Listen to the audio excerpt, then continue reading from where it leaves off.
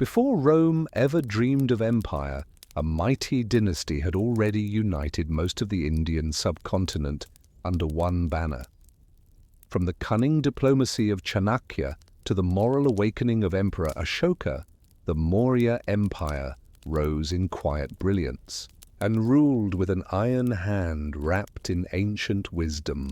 So close your eyes and drift back over 2,000 years. Tonight, we wander through palaces built in Pataliputra, hear the rustle of scrolls in Ashoka's court, and follow the path of an empire that changed the soul of a continent. Don't forget to like, subscribe, and hit the bell. Let ancient India's soft footsteps lull you to sleep.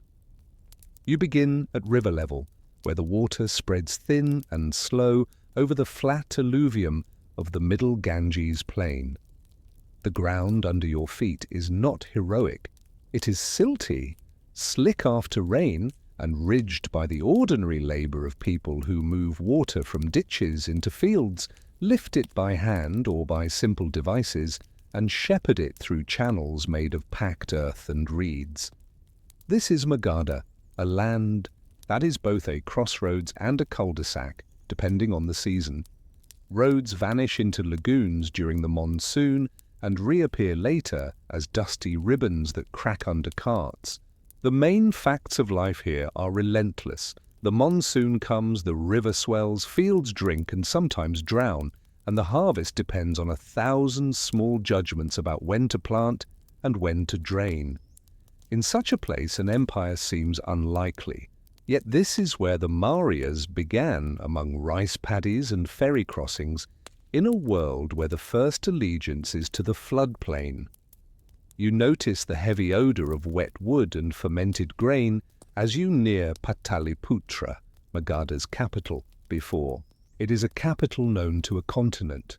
The fortifications you see are not stone ramparts glinting in hero light, but long wooden palisades anchored into the mud with thousands of timbers. There are watchtowers and gates, and beyond them a city laid out in a practical grid, mostly of timber and clay. The houses are raised just enough to discourage creeping water. The streets have shallow trenches for drainage, and near the gates there are the mark of toll stations, simple booths with scales and tally sticks, where porters and carters argue over what counts as taxable goods. The city does not pretend to be glamorous. It is a hub for grain and salt and iron, a place where boats unload sacks and potters deliver jars, and where scribes write on palm leaf, while a clerk counts copper and silver punch-marked coins by touch. The dullness of it is its strength. Before the Mauryas, Magadha is under the Nandas, a dynasty remembered for wealth and for an unromantic style of rule. The taxes are efficient and unlovely, a share of produce at harvest, a levy on trade, duties at city gates, and special charges on salt, metals, and forest products. If you listen to local gossip, the Nandas' reputation is like the air after a storm, thick and lingering.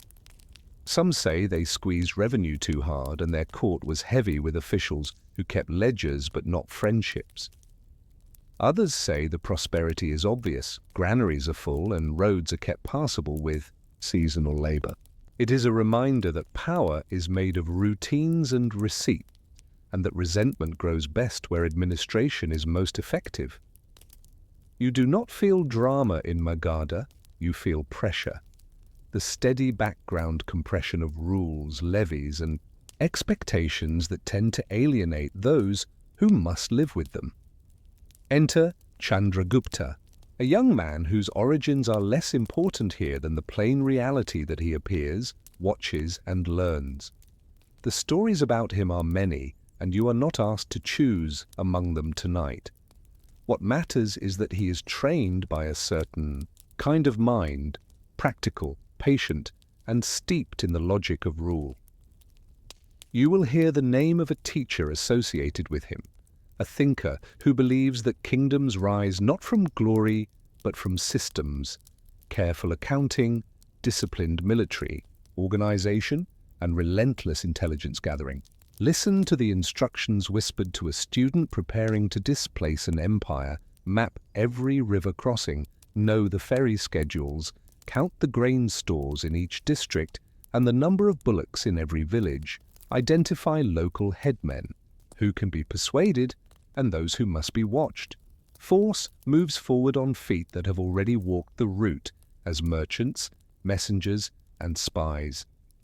If you accompany Chandragupta in those early campaigns, you realize how much of conquest is logistics. The army he musters is not only swords and elephants, it is a moving supply chain that thrives on predictability. Soldiers expect rations, elephants require fodder, measured daily in numbers that seem like the contents of entire barns. And the smiths who repair weapons must have charcoal, iron, and water delivered on time. This is when a clever conqueror learns to use the system he inherits. He does not abolish the Nanda's efficient extraction, he channels it. Grain depots that once served the old court now serve the new. Toll stations do not close, their revenue is redirected. The change of rulers is made real in a change of vouchers and seals. When you win without destroying the basic machinery of administration, people soon prefer your rule because their crops still find buyers and the tax collector's timetable does not change. Magadha falls to Chandragupta not in a single day of thunder, but in a sequence of decisions that collapse the confidence of those who serve the old order. You can almost feel the hinge moments. A major fortress switches allegiance. A key treasurer delivers his keys and his staff. A garrison opens a gate at dawn rather than die for a dynasty that has not inspired loyalty. All the while, peasants sow and reap, the river rises and falls, and Pataliputra drinks and flows and sleeps without fanfare. After victory, Chandragupta does not call for festivals and temples first. He calls for lists of officers to be retained, lists of taxes collected in each district, lists of the roads that must be repaired before the rains. There will be time for symbols later. For now, stability means that the toll booth remains open, the granary sealed with a new mark, and the ferries cross on schedule. The first language of empire is the timetable. The world beyond Magadha notices. To the northwest there are satraps who remember Alexander's long march and the garrisons he left behind. From the passes, caravans bring news and worry. This is a time when elephants can determine diplomacy, when the transfer of 50 or 100 or hundreds of elephants can reset the balance of power between men who are far away from your fields but very close to your future. Chandragupta understands edges. His authority in the heartland is strong. On the frontier, he is pragmatic. Treaties come not out of friendship, but out of what both sides can carry home. Territories in the hills and beyond the rivers, trained animals for trained soldiers, and the promise that border merchants will be left alone to sell wool and wine and tin and ideas. You do not need to remember the speeches. Remember the bags of silver and the ledgers that record foreign tariffs. Megasthenes arrives soon after, an observer from the Greek world, and if you listen over his shoulder, you hear a particular kind of astonishment, how a court runs with committees. For everything, how the capital's defences run long and wooden and are studded with towers, how the king does not appear casually, but through a managed sequence of audiences.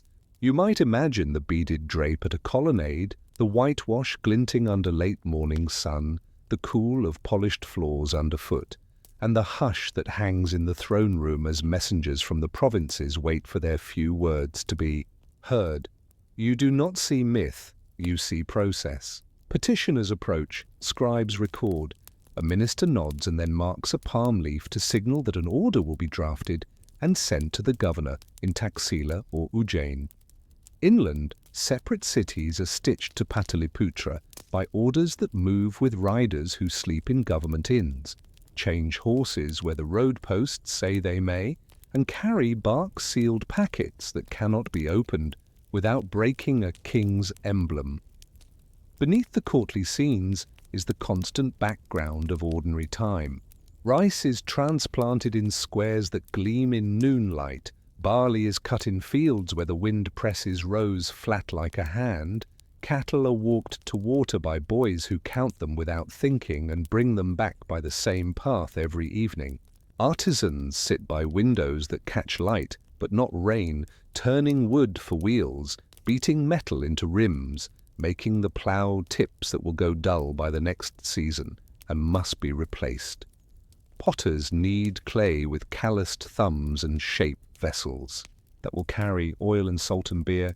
This is where the empire gets its strength, the small, unnoted endurance of people who do not intend to be part of any imperial narrative, but whose work fills the bins from which armies eat and officials are paid.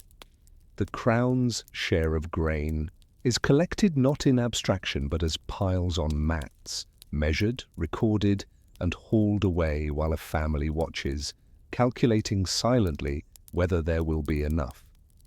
The tax share, often remembered as a sixth, is less a principle than a conversation in practice.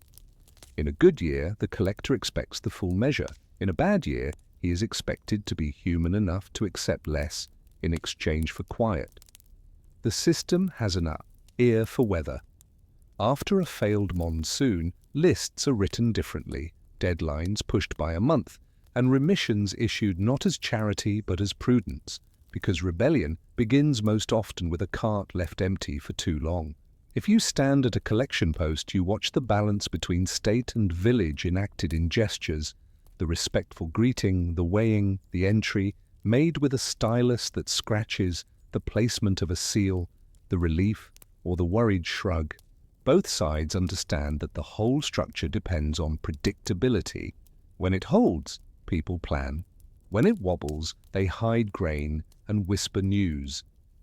As Pataliputra settles into being the capital of a larger realm, it changes shape in ways you might not notice if you walk the same streets every day.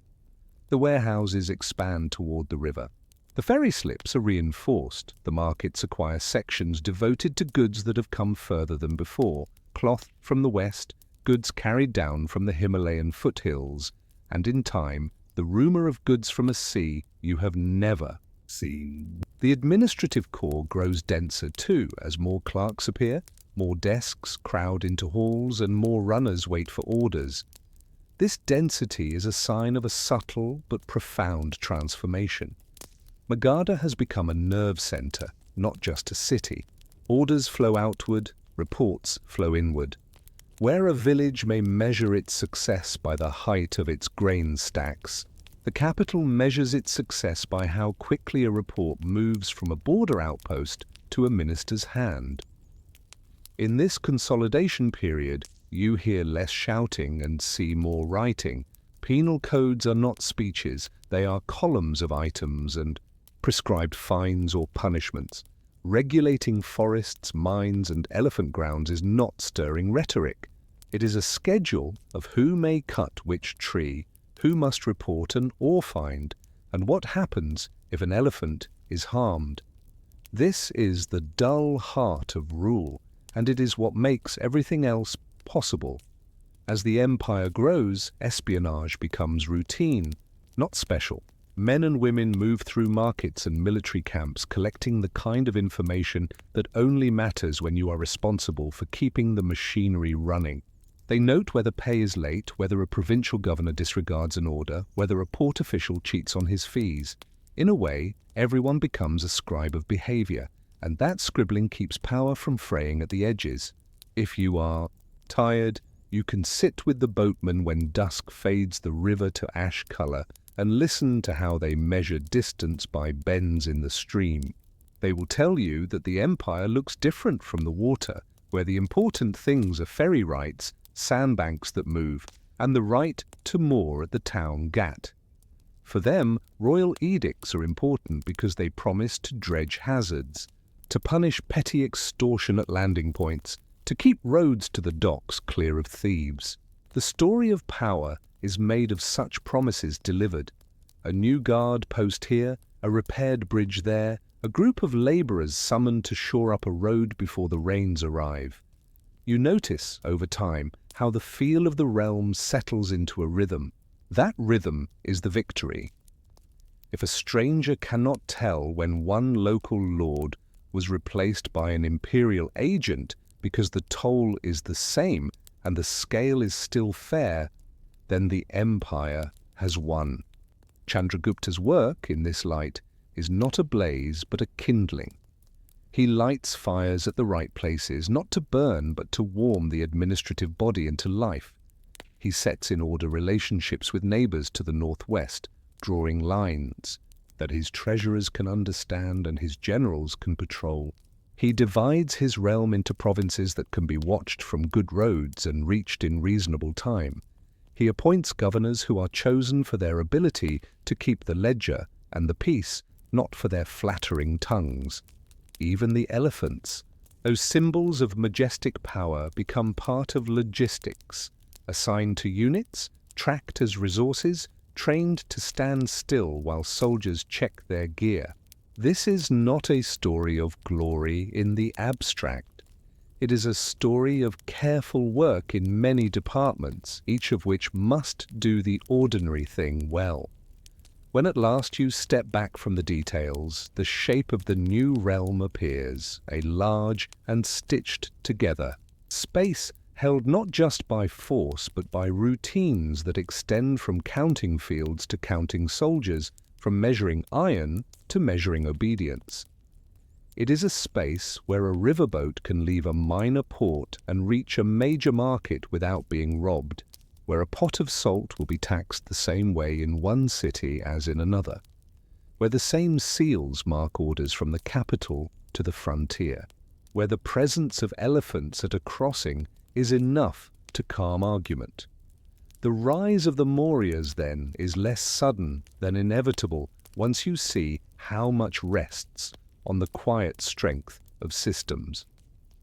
The lions of the future pillars are still in the ground, the polished stone not yet quarried. For the moment, the emblem of this new power is an account book that balances and a road that holds in the rain. Yet in all this steadiness is a question that even a ruler cannot shelve, like a finished ledger. If an empire is built on routines and rules that keep lives predictable, what happens when the very size of the realm begins to strain those routines, when distance overwhelms schedules, and when the only way to hold everything together is to ask more of the people than they can quietly give? You return to Pataliputra in another season, when the air is drier and the road dust clings to your feet. The palisades seem taller, though perhaps it is only your memory that has changed, and the gates feel more practiced, as if they have learned how to swallow and release caravans in a steady rhythm. Inside, the district offices hum with a sound that is neither song nor speech, but the scrape of styluses and the soft slap of palm leaf bundles stacked by function, tax rolls, court records, dispatches, inventories. You follow a clerk up a corridor, lined with niches where oil lamps will later be lit, and you sit cross-legged with him before a low table. He does not speak of kings. He speaks of rates. There is a schedule for everything now, the share of grain due from irrigated fields, the share from dry fields, the levies on imported timber, the fees for using state slaughterhouses, the penalties for mixing sand into salt or for cheating on weights. In this empire, the mind of rule is expressed as an infinite patience for classification. It is the age of big lists. Forest tracts are classified by the value of their timber and the behavior of their animals. Elephant forests are mapped with careful notes about watering holes and the easiest paths to drive a captured beast back to a safe pen. Mines are identified and recorded, prospectors and smelters are licensed, and the product of ore and furnace is counted at each step. Craftsmen are ordered under guilds whose elders guarantee the quality of their output and the discipline of their members. A city block might be known to the administration as the quarter of the dyers, the quarter of the metalworkers, or the quarter of the ivory carvers, and its produce will move through a pipeline of market inspectors and tax collectors whose main job is to see that no one cheats the standard. Routineness becomes moral. To be in compliance is to be a good subject. If you walk out toward the river road, you see milestones and way stations appearing like beads on a string. The empire builds hospitality into logistics. Official travelers can expect fodder for animals, a mat to sleep on, a bowl of rice, and a roof that keeps out the sudden hard rain. There is a schedule for changing horses and a guideline for how far a messenger should travel in a day. At certain distances from the capital, provincial headquarters appear, each a smaller version of the centre, complete with its own clerks, courts and audit rooms, where revenue tallies are double-checked. Names like Taxila, Ujjain, Tosali, and Suvarnagiri become more than points on a map. They are knots tying the realm. From each, roads spider out, connecting markets and ports, weaving together communities that once traded only with near neighbors. Time itself is administered. Harvest festivals continue, but the state inserts itself into the calendar with proclamations that set deadlines for tax payments and appoint days for public works. If a canal must be cleared before the rains, notices are posted and read aloud in village squares by local officials who know that failure in this duty will be punished with a fine that is more than symbolic. Corvée labor is applied not as arbitrary cruelty but as scheduled duty, and households accommodate it because it means the road will not subside into mud just as the cart is loaded with grain. You sense weary acceptance in this public life. The state demands a share of time because it delivers a share of predictability. Commerce thickens under such administration. Punch-marked coins move like tokens carrying trust. While they vary in weight and device, they are accepted by long habit and occasional state enforcement. Weights and measures are stabilized. The same scale weights stamped with familiar marks appear in market after market, and a seller who substitutes a light weight risks not only a customer's anger, but a fine from a watchful inspector. Trade. Routes stretch westward along the Great Northern Road through Taxila toward the high passes, southward along the lines that will one day be called the Southern Road toward the peninsula's golden pepper, and eastward to the ports that look toward islands and distant coasts. Caravans learn the locations of reliable wells and inns, and state officers learn to look the other way at honest bargaining while remaining alert to banditry or collusion. There is more than money and grain moving along these paths. Ideas ride them too. In the northwest, along the margins of the mountains, men speak languages that sound like the clatter of pebbles in a stream to a Magadan ear, and certain officials keep lists of the translators' names and the going rates for their work. In the capital, the presence of foreign envoys becomes commonplace enough that a section of the palace complex is used for their reception, with interpreters on call and scribes able to write in forms of script that are not the local standard. The empire's sense of itself shifts almost invisibly from a river kingdom with reach to a continental state that expects to be recognized. Its etiquette enlarges. Those who present tribute are welcomed with ceremony. Those who seek terms are offered chairs and measurable concessions. Yet, the more an empire extends, the more it depends on an internal police of the soul.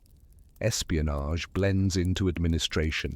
Men and women are appointed to listen in taverns and temples, to report seditious talk, to note patterns of bribery, and to test the loyalty of officials through temptations arranged by the center. The very thoroughness of the system can make an administration anxious. It seeks to confirm by reports that it is as strong as it imagines itself to be. This anxiety is expressed as a kind of nocturnal diligence, auditors poring over palm leaves, by lamplight, cross-checking inventories, ordering surprise inspections of granaries, and sending sealed orders to arrest a corrupt toll collector before dawn. Officials are rotated between posts to prevent them from developing local networks stronger than their loyalty to the crown. No one is allowed to sink roots too deep in the soil of power. The military remains a pillar, but it becomes an institution of procedure. Soldiers' pay is logged, unit strengths are reconciled against last month's reports, equipment inventories are maintained, and elephant corps are regulated by tables of fodder and schedules of care. Recruitment is organized with quotas, training drills are standardized, and your memory of armies becomes less about the thrill of trumpets and more about the familiarity of muster calls and the dull ache in the arm from holding a shield at the ready position for the required time.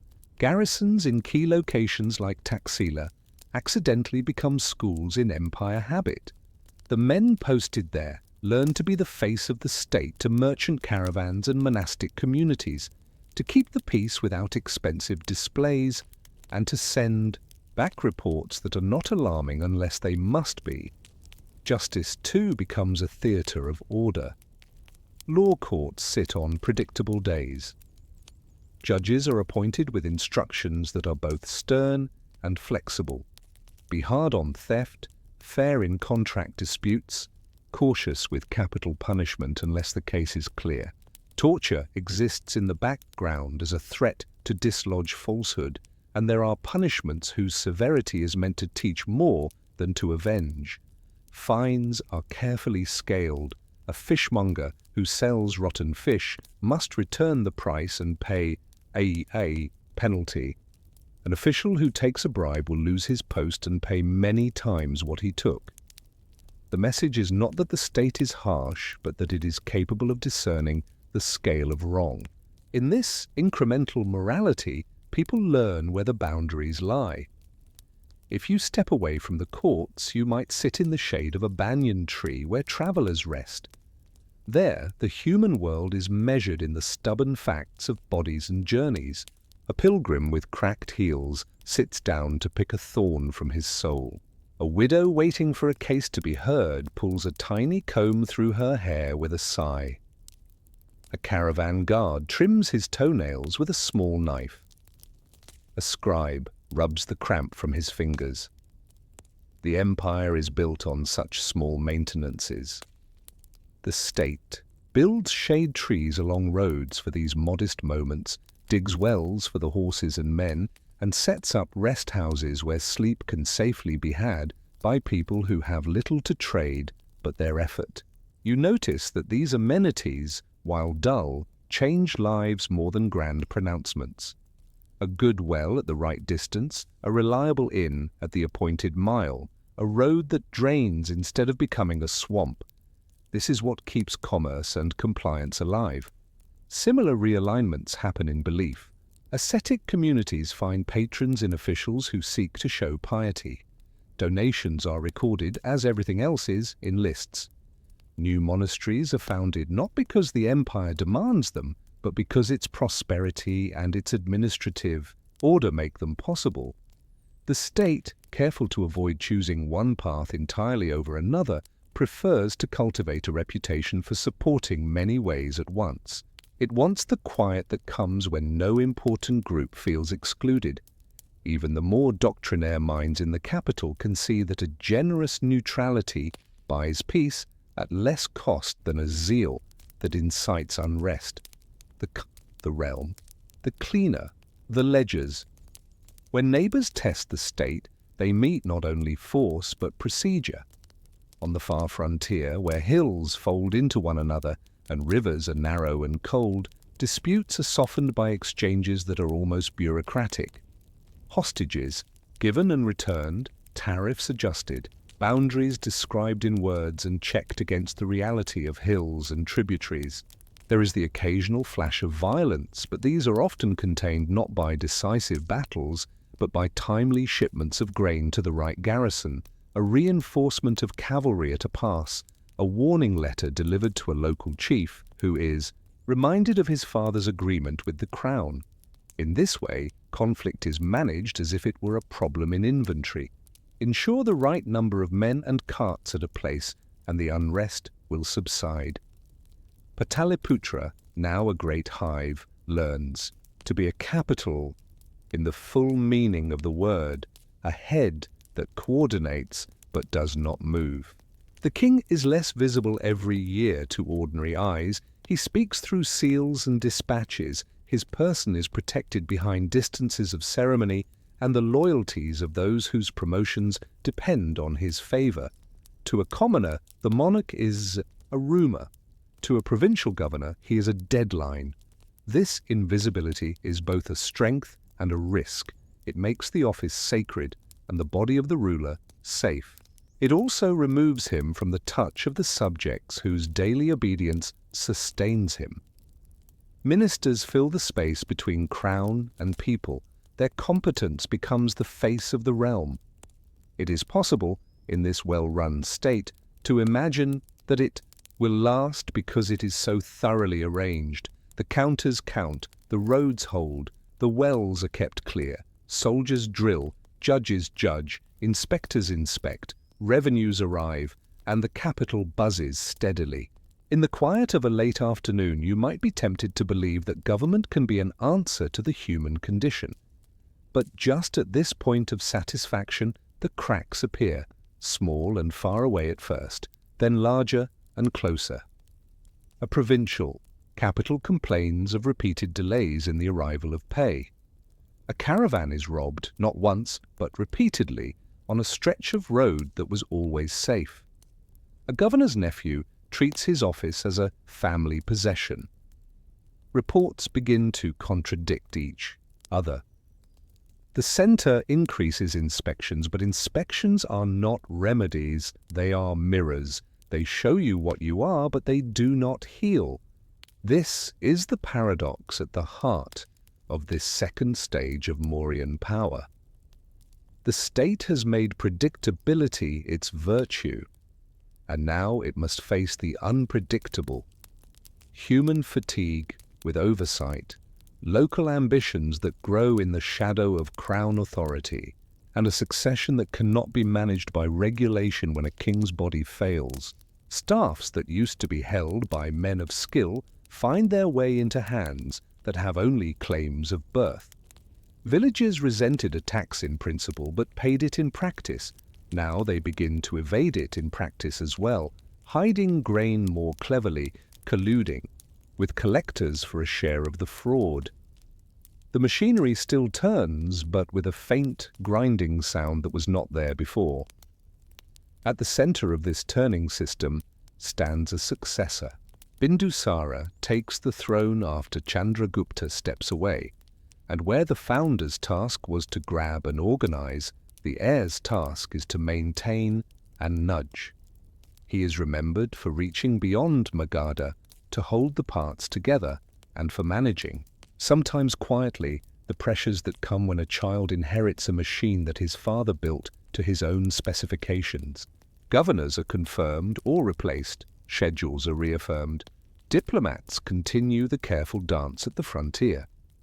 Yet even under a competent hand, the problem of distance remains. It is the same old road, longer now, and the couriers arrive, a day later than the situation requires. If you listen at the palace, you can hear the recurring question that administration cannot erase. Even with routines, can a vast realm be kept not only obedient, but at ease? You stand in a shaded courtyard at Pataliputra and watch scribes move with bundles under their arms. The screens around the royal apartments are drawn tight because the business within is delicate. The matter of succession relief has given way to the long work of succession uncertainty. Bindusara's reign has been a continuation, a long plateau, in which the empire learned to live with its own weight, adjusting offices, trimming abuses, and occasionally pushing outward where terrain and politics allowed. He prefers steadiness to spectacle. Under him, provincial centres like Taxila and Ujjain are more than names on a commissioner's itinerary. They are schools in governance for princes. One of those princes, you hear, sits far from the capital, learning the habits of office in a city where caravans pass and the northwest wind brings stories of distant wars. Administration is apprenticeship, and a son of the king learns by keeping other men's books. This apprenticeship of princes reveals the empire's basic theory of control. The provinces are not merely termini for orders, they are places where an imperial style is taught and tested. Governors are assessed not just on their revenue tallies, but on the quiet they keep, the fairness they can maintain in courts, and the way they handle the 1,000 petty disputes that, if mismanaged, become a riot or a decaying road. The centre's auditors visit these places with questions memorized. How many elephant calves survived this season? How many mines were worked without complaint? Whether the wells along the southern road have silted? Whether the appointed inspector in the dye-maker's quarter fell ill and was not replaced promptly? In the margins of reports, small notes appear. A provincial secretary's handwriting has grown shaky. A once good official keeps a cousin in office.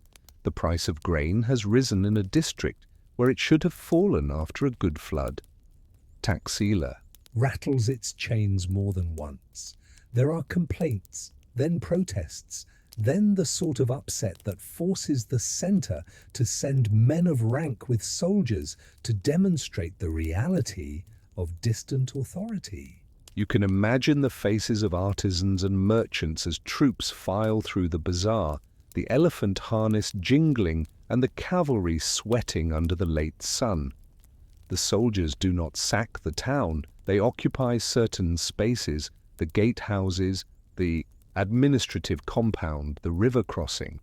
Arrests are made not as vengeance, but as a message written in the form of shackled ankles. It works, but each time it works slightly less well, because the memory of the last occupation lingers, and more men have cousins who were humiliated in the square. Bindusara manages by rotating officials, by the stern enforcement of audit standards, and by a practical tolerance for communities that produce without trouble. He maintains the trading arteries and keeps talking with the neighbors as equals. You learn to recognize a state that is not brittle, its laws bend, its collectors do not press beyond prudence when the flood ruins the crop. Its ministers talk without raising their voices. Yet there is a limit to how much style can substitute for new energy.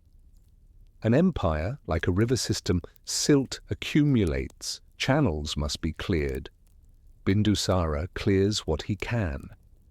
He leaves the rest to his successor, who will inherit more than territory and a double-sized throne. He will inherit the long tension between a machine that wants to regulate everything and populations that want to breathe.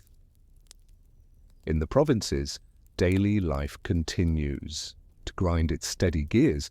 In Ujjain, the market opens with the pale light. The oil merchants test the viscosity of their wares. A cloth dealer smooths a bolt of fabric with his palm to show its sheen. A spice seller waits for that first customer who will signal the day's tone. In the magistrate's court, cases slide forward with the slow logic of a place that must not rush and cannot stall. A mason sues a merchant who refused to pay for a warehouse that was completed a month behind schedule. The delay, the merchant argues, cost him a shipment. The mason points to the flood that swept away the foundation forms. The judge listens, calls for the guild elder to comment on common practice, levies a fine, and sends both men away unsatisfied, but quiet. In a village outside the city, a smith hammers a ploughshare to a different angle because his neighbor swears that it cuts better that way. This is how improvements travel. Word of mouth, a small test in a field, a nod of approval. It is in this web of place-bound effort that the empire must continue to feel legitimate. If a province like Tosali dispatches a list of complaints along with its revenue, a rise in banditry near a forest edge, a judge suspected of taking favors, a road collapsed in an unexpected early rain, the center must respond. Not because the list is alarming, but because the routine of response holds loyalty. Offices are created to ensure this. There are men appointed to receive complaints, to cross-check them against reports by other men whose job is to measure official honesty. From a different angle, it is complicated and slow, but when it works, the feeling among townsmen and villagers is that the state is present but not suffocating. It can be trusted to do the boring things. The boring things are the point. Rumors fill the vacuum that real information cannot reach. As Bindusara's health changes in a way court officials will not discuss, the city breathes in shorter breaths. Pilots on the river listen to whispers about which prince is favored. Treasury officials watch quietly as factions form around ministers with different tastes in discipline. In one corner, a councillor insists on even stricter rotations and audits. In another, a commander argues that the army must be brought into readiness for a renewed push outward, because an empire that stands still spoils in its own heat. Between these poles, scribes write, hoping to keep their jobs when the seal changes.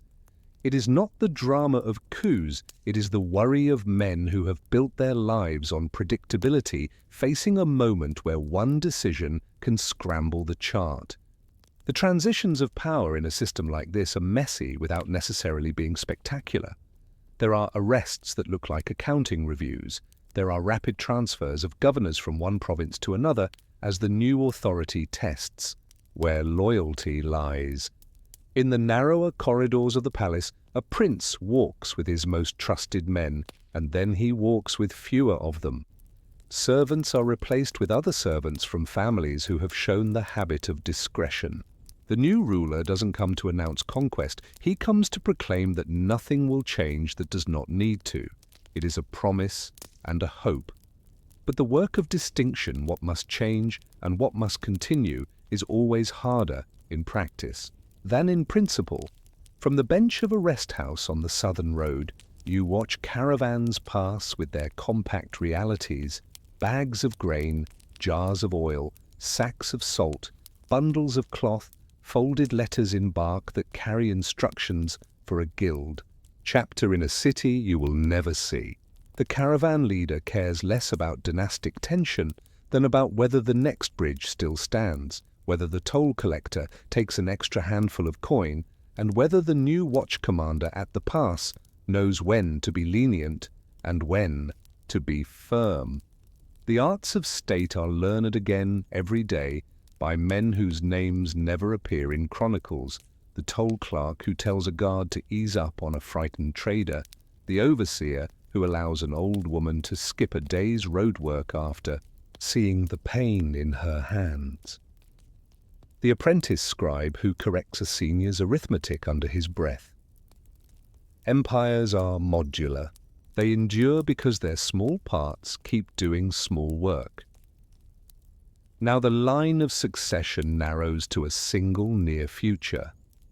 One prince, Ashoka, is remembered as having governed far from the capital and as having put down unrest with a firm hand. His experience is practical, not philosophical. He will not come to the throne as a dreamer, he will arrive as a manager with dust on his feet. The device of legitimacy is prepared, seals to be changed, decrees to be reissued under a new name, governors to be confirmed in their posts to show the state's continuity. And yet if you listen beneath the hum of the capital, you hear a quieter question which the empire does not know how to ask aloud. It has learned to enforce, to audit, to measure, to smooth, to send orders. It is less skilled in deciding when to stop. The land itself keeps its schedule as people worry. The river falls back to its narrower bed. Canals are scraped clean in time. Fields are planted.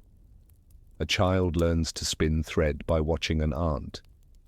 An old man dies and is burned, with a crowd of neighbors around the pyre who will tell the story of his careful work to the younger ones. Nothing you can measure changes in these rhythms, and because of that, everything is held together, just. The Mauryan state has never pretended to make people happy. It has aimed to make them settled. It may now inherit a ruler whose experiences have taught him that order is not an end, only a means. So you sit in the evening, listening to the slow drip of water from a jar into a basin to cool, and consider the moment ahead. A well-run empire is a comfort to those who carry goods and knead clay and thresh grain, but it can become a machine that does not notice when human need changes.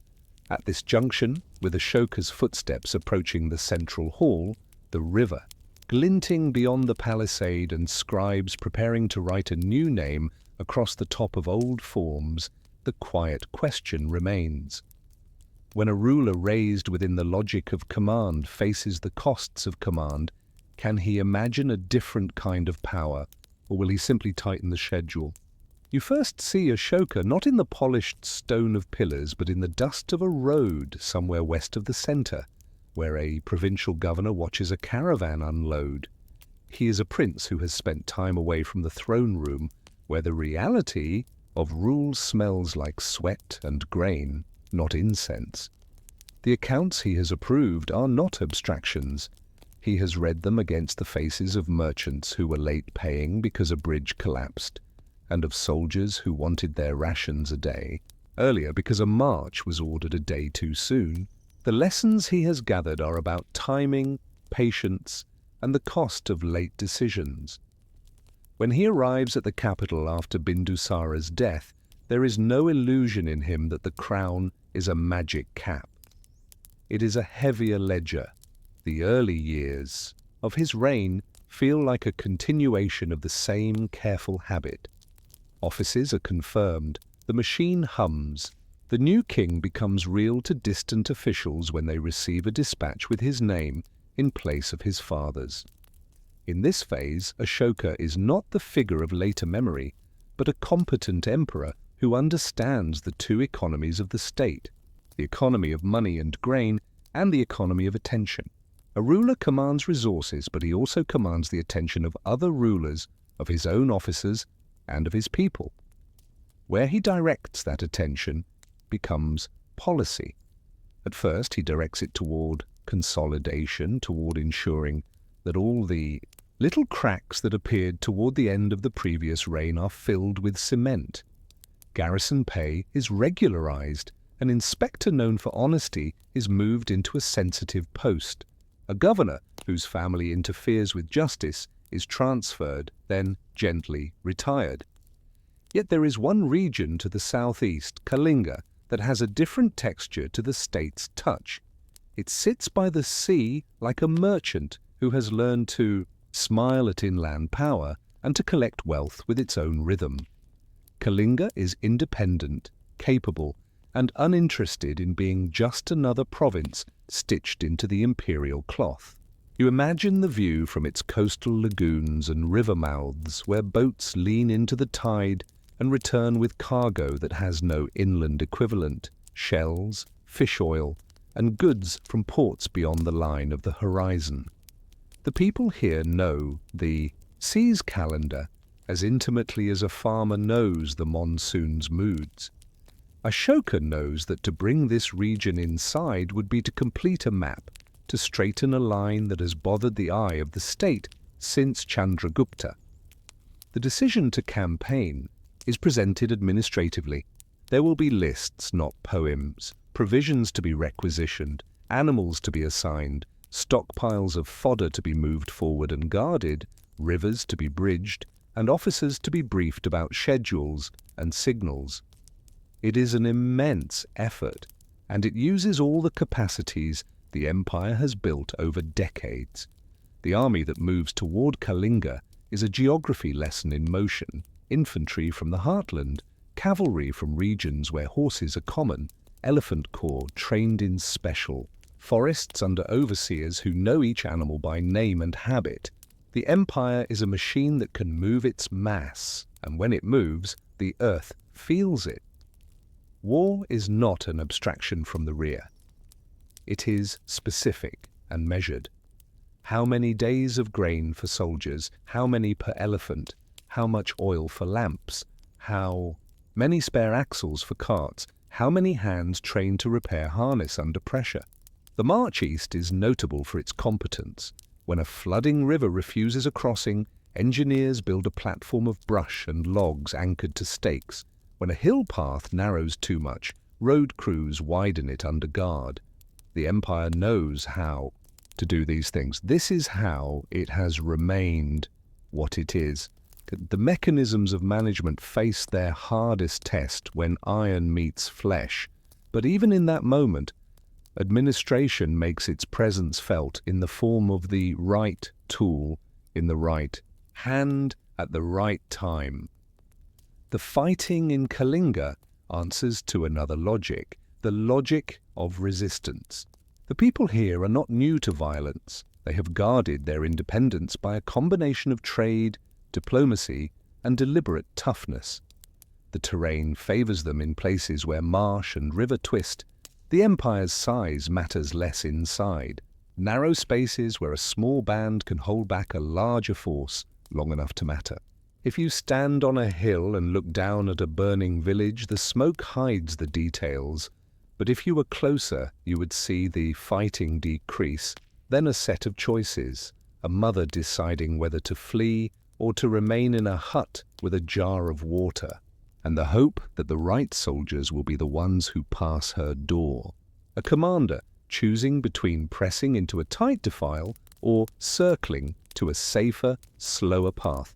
A clerk deciding whether to carry his unit's record or drop it to run faster. War unties and ties different kinds of knots than administration can handle. What has come down to us from this campaign is a number of dead and a number deported that read like a contractor's estimate of ruin.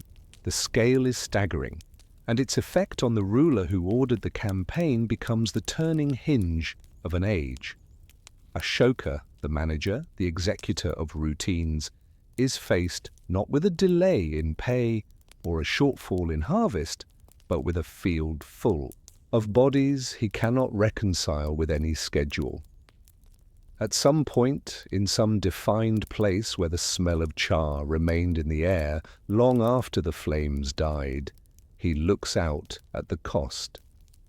You can imagine him in command tradition, receiving reports, listening to officers explaining what had to be done, calculating the next steps and then not calculating them. The mind that had always divided a problem into parts and solved them finds a sum it cannot break down. There is always a temptation to make conversion a bolt from the sky. But when rulers change, especially rulers who have learned to respect details, they change as carpenters do by measuring again. Ashoka looks at the distance between means and ends, at the gap between what the state thought it would gain and what it has paid.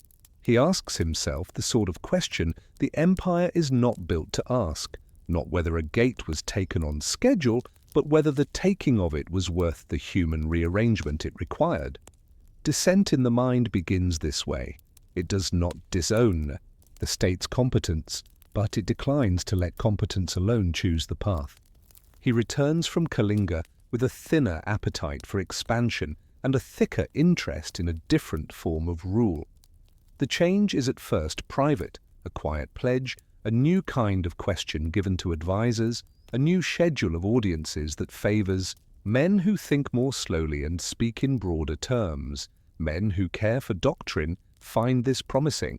Men who care for the regularities of pay and roads are wary. The conversion is not yet a public story. It is a mood that begins as a personal weather system, and it is insensitive at first to the demands of the machine that expects its king to be decisive in the old style. In this weather, you feel a reformer's mildness, an interest in tending to the small harms that a state can halt without breaking itself.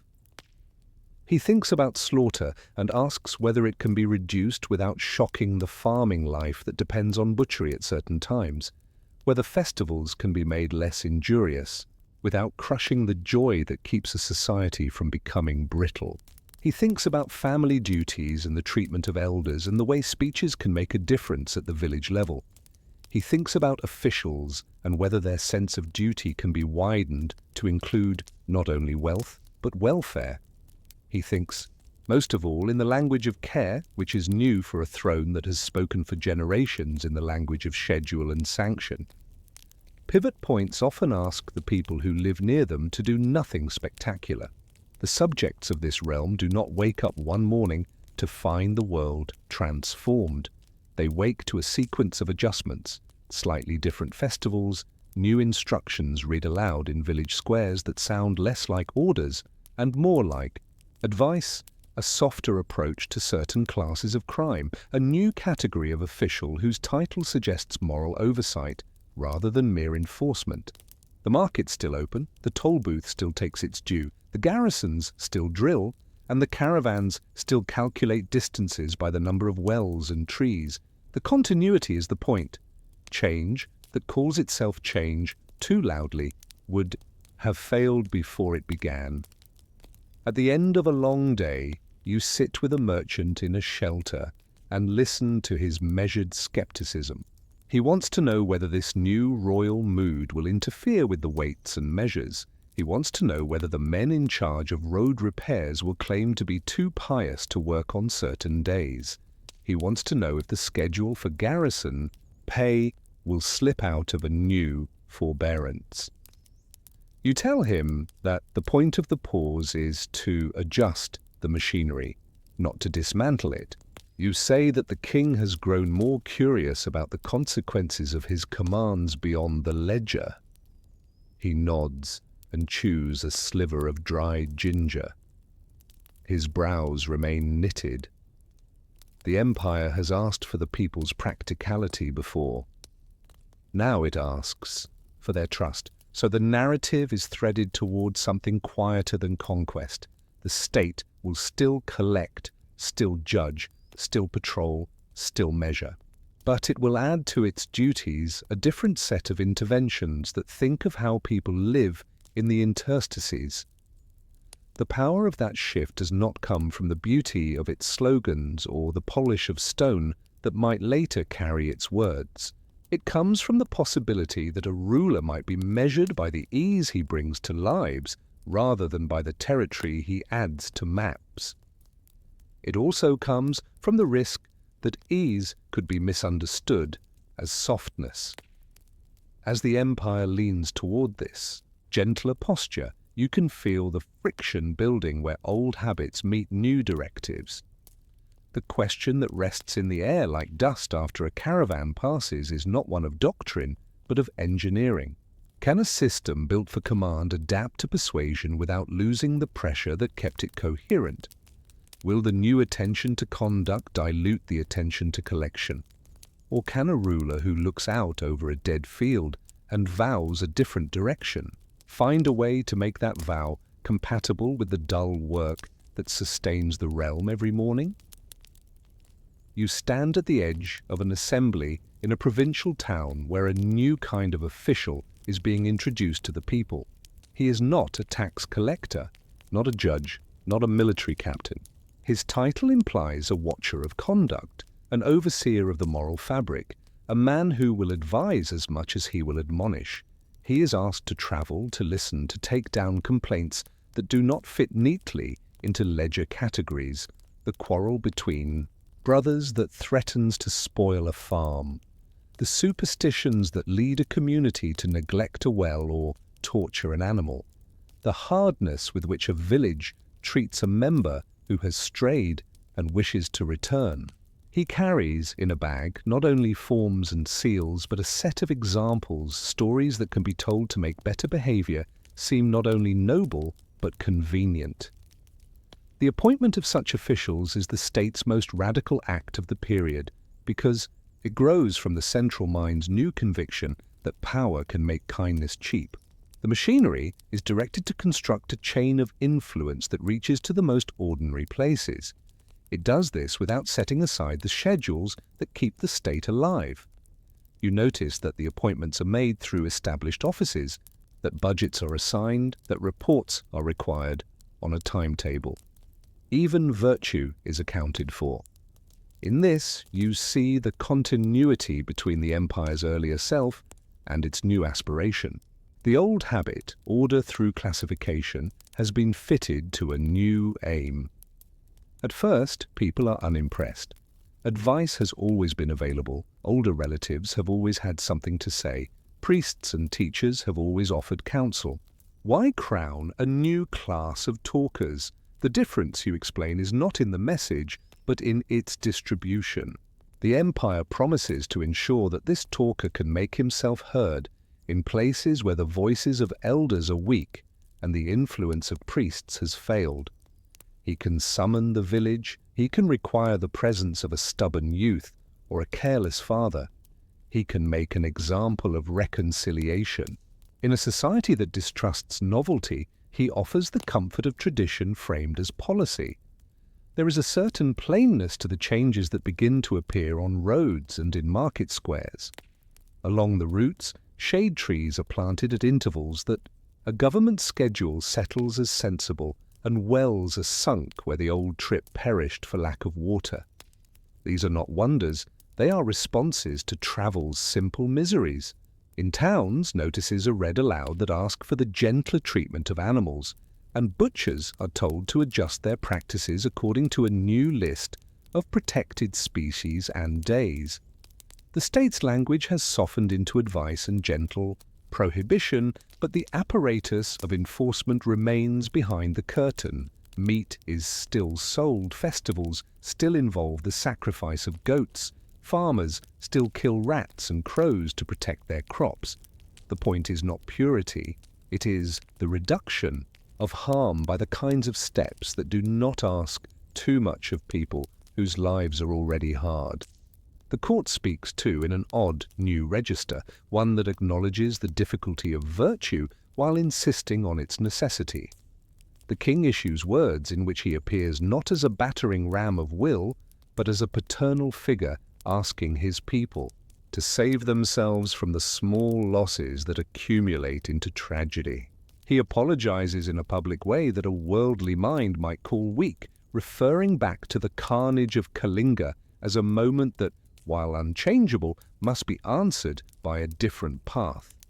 The merchants in their sheds roll this sentiment around like a pebble in the mouth. Some are moved and give a little extra copper to a monastery. Some think it clever theatre, designed to make them more tractable. Either way, the new tone permeates the realm like slow smoke. The empire widens its audience. Messages are carved and placed where they can be read by the literate and recited to those who cannot. They are worded in the tongues that people actually speak. The language of governance reaches beyond courtly Sanskrit into local speech, the speech of trade and farming, of quarrels and lullabies. If you are a scribe, this is a challenge and a delight to cast the king's ideas into forms that are not stiff and to see them grasped by people who do not live by the pen. For an imperial system, this is the most generous move, to align itself with the voices of its subjects rather than to insist they reach for its high register. It is a form of humility that waters authority rather than drowning it. With this new rhetorical economy comes a disciplined effort to contact other worlds. The king speaks beyond his borders to other rulers in terms that are neither groveling nor threatening, but curiously domestic. He urges the virtues that make households work, respect, restraint, care for the vulnerable upon men who command armies and treasuries. The gesture may seem naive to a practical man, but it is the calculated action of a mind that believes in the common sense of peace. It replaces the polite insolence of diplomacy with a friendly insistence that men in power are accountable not only to their gods and their ancestors, but to the ends for which power was created. Religious communities notice the change. Ascetics, who have always moved in the margins, find themselves addressed by the center. Their orders receive support not as a favor, but as a policy, and they are asked in return to act like responsible society makers, to teach restraint, to manage quarrels among themselves without scandal, to be an example of a life that does not demand beyond its needs. Even here, the state's bureaucratic habits show. Names are taken, locations of monasteries recorded, donations listed, and expected behaviors set out.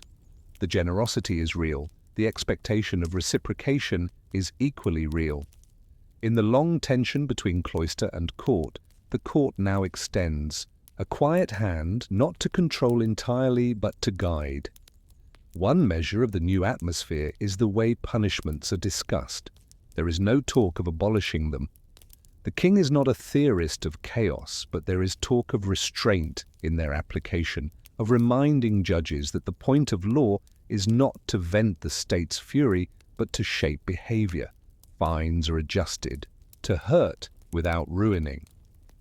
Imprisonment is used with a cautious hand. A sense of shame is encouraged as a better teacher than the breaking of bones. A good judge, under this dispensation, is one who leaves both parties a path back to each other. The bureaucracy learns slowly to prefer this type of judge and to promote him. Here and there, an imperial agent discovers that this new morality gives him leverage he could not have imagined under the old dispensation. He can shame a lazy road, crew in public, and be praised for it. He can urge a village to repair its well by discussing the welfare of animals and receive funds to assist. He can admonish a butcher in a market not by citing statute but by invoking the king's appeal to mercy. This rhetoric changes outcomes. It is not perfect.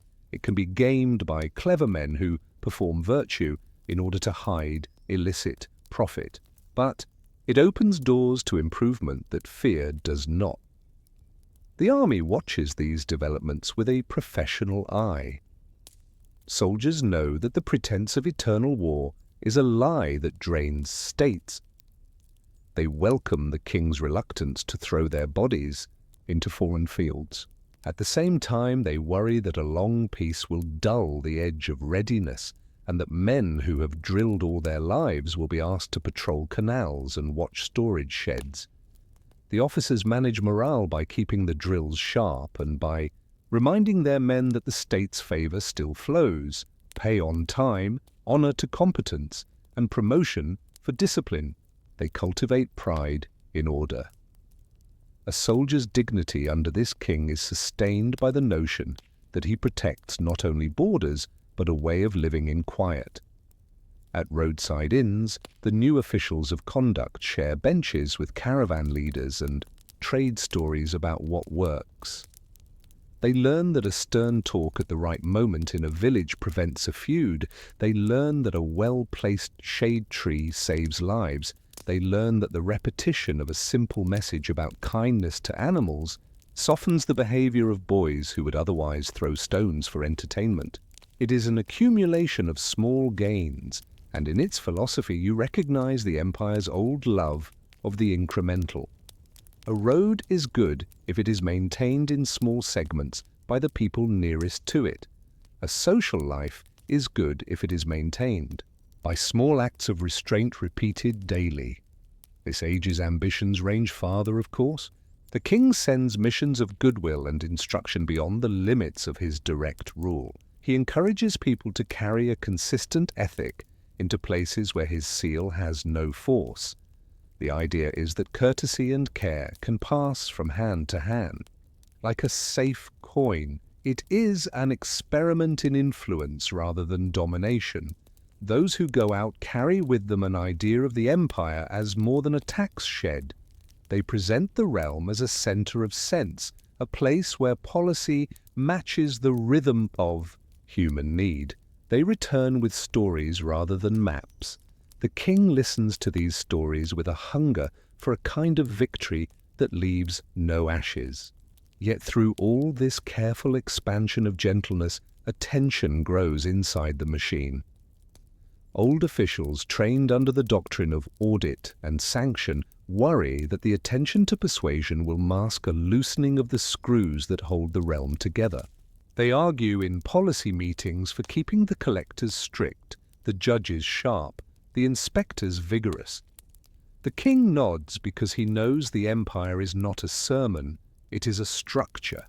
He reassures them that the new offices of care are additions, not replacements. He sends memoranda that restate the non-negotiables. Revenues must arrive on time, roads must be passable, wells must be maintained, garrisons must be ready, the standard weights must be standard. He asks at the same time that all this be done with a view toward the comfort of the people who bear the weight. In a quiet room, a minister places two tablets side by side. On one, he writes the keys to holding a realm: force, law, revenue. On the other, he writes the keys to making a realm worth holding: fairness, restraint, care. He taps his stylus between them and looks at you. His question is simple and terrible. How much of the second can you add to the first before the first begins to bend? How much of the first can you give up before the second is only words? And so, as the new officials go out and the old rhythms continue, a choice ripens unseen by most. It is not a decision to be made with a single decree. It is the long choice of cadence. Will the empire prefer the speed of command or the slower effectiveness of persuasion? Will it accept a small loss in revenue for a large gain in loyalty? Can it do so without opening the doors through which decay enters, to hide in the ledger's margins and the road's ruts, waiting for the first inattentive season? You meet the new age, not at a coronation, nor on a battlefield, but in the cadence of announcements in markets and at ferrygats, in the strange comfort of sentences that ask you to take care of your parents, to be gentle with servants, to tell the truth in trade, and to refrain from cruelty whether to people or to animals. The voice is the king's, but it is borrowed by town criers and provincial secretaries, by monks who repeat it from memory, and by merchants who, half convinced and half amused, discuss its meaning while counting coin. You notice that the words do not promise paradise, they promise fewer avoidable harms. The shift is modest in ambition but radical in spirit. A ruler whose predecessors valued obedience now wants consent or something like it, earned by a daily discipline of kindness. You are asked to behave not because of fear, but because it makes life simpler for everyone, including yourself. He organizes the new mood through old methods. Offices are created with clear chains of report, budgets, routes, and timetables. You meet officials whose work is to inspect slaughterhouses and to suggest better methods that reduce pain. You meet others who keep tallies of trees planted by the roadside and wells sunk at regular intervals. Still others carry notebooks for grievances that do not fit the courts. How a brother's roughness is destroying a family's peace. How a village shuns a widow. How a guild elder bullies a young craftsman. The empire builds a new ledger of behavior, using the same relentless ability to standardize that once moved elephants over mountains. Each province is asked to show the work, the number of disputes settled without violence, the days when meat is not sold and why the market still prospers, the changes in pilgrimage routes now shaded by ordered plantings, and the count of animals, freed on certain days as an object lesson for children watching with curious eyes. You notice that the words used to describe the new policy make no promise of holiness. They are pragmatic. The king speaks of profit, of welfare, of what is beneficial and unfoolish. He tells his officials to consider the spirit of their office and not merely the letter, to write to him if they find his orders clash with the good of the people, to interpret rules with the intention of helping rather than merely punishing. This is new. Administrations rarely invite their own correction. In small courtrooms and shaded verandas, men trained to insist now learn to listen. The change is not total. There are hard, older hands who continue to prefer fines and jail, and the empire does not scold them out of usefulness. It places them where their severity prevents disorder and keeps gentler judges in places where mediation will hold. You feel a reweighing, the scale shifting one grain at a time. The king tries to tie far places to this ethic. He sends messengers beyond his borders who carry nothing the field commander would recognize as leverage, no demands, only shared arguments about the common burden of rule. He reminds other rulers that subjects are not units to be moved, but households to be steadied, that victory without care turns into appetite, and appetite eats its owner. These messages sail across mountains and deserts through the emissary's steady voice. Sometimes, you are told, they are welcomed. Sometimes they are tolerated with polite smiles. Sometimes they are set aside with the rest of the day's minor business. He sends them anyway.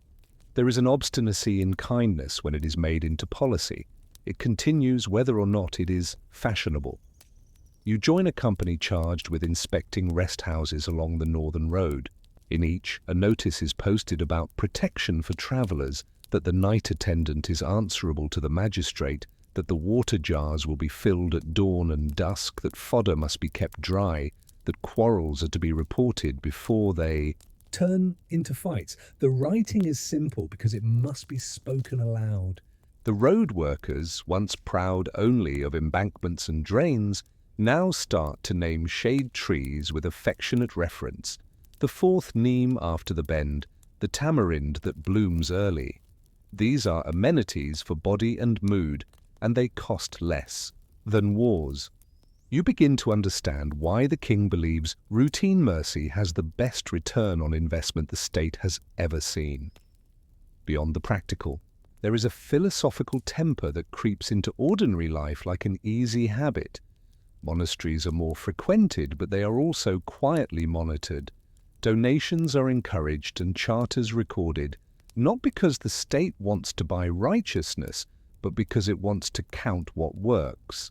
Where a house of renunciants calms a village, supports the sick, and teaches children letters that help them in the market, the local governor is directed to ensure its safety. Where a congregation agitates or divides, it is visited by those new officials who speak softly and carry nothing more than the authority of the king's verbal habit. The message is the same: do what knits people, avoid what frays them. The simplicity of the instruction is almost irritating to clever minds, but it is the sort of irritation that yields clean decisions in daily business. The court's diaries record oddities that would have been out of place a generation earlier. Proclamations about sparing certain animals on designated days, about limiting the spectacle of the hunt, about providing medical attention to beasts of burden when they limp into staging posts. These instructions strike some as sentimental. They are, in fact, institutional. Pain reduction becomes a routine task. You watch a stable clerk massage an elephant's cracked heel with oil, because it is now his duty, and in his small circle, this duty reduces both the animal's suffering and the handler's temper, and that temper no longer spills into the marketplace as cruelty to boys or as a fist in a tavern. The policy is humbler than its critics suppose. It says, fewer sharp edges on the day, fewer cries under the sun. But the empire's old anxieties do not vanish. The treasury still expects its revenue. The frontier still expects its patrols. Human ambition and boredom still generate theft, corruption, and folly. The new ethic is not a solvent of wickedness, it is a discourager of needless harshness. When drought brushes a district, there must be remissions and grain loans. When brigands test a pass, there must be a decisive crossing of the border by duly paid soldiers.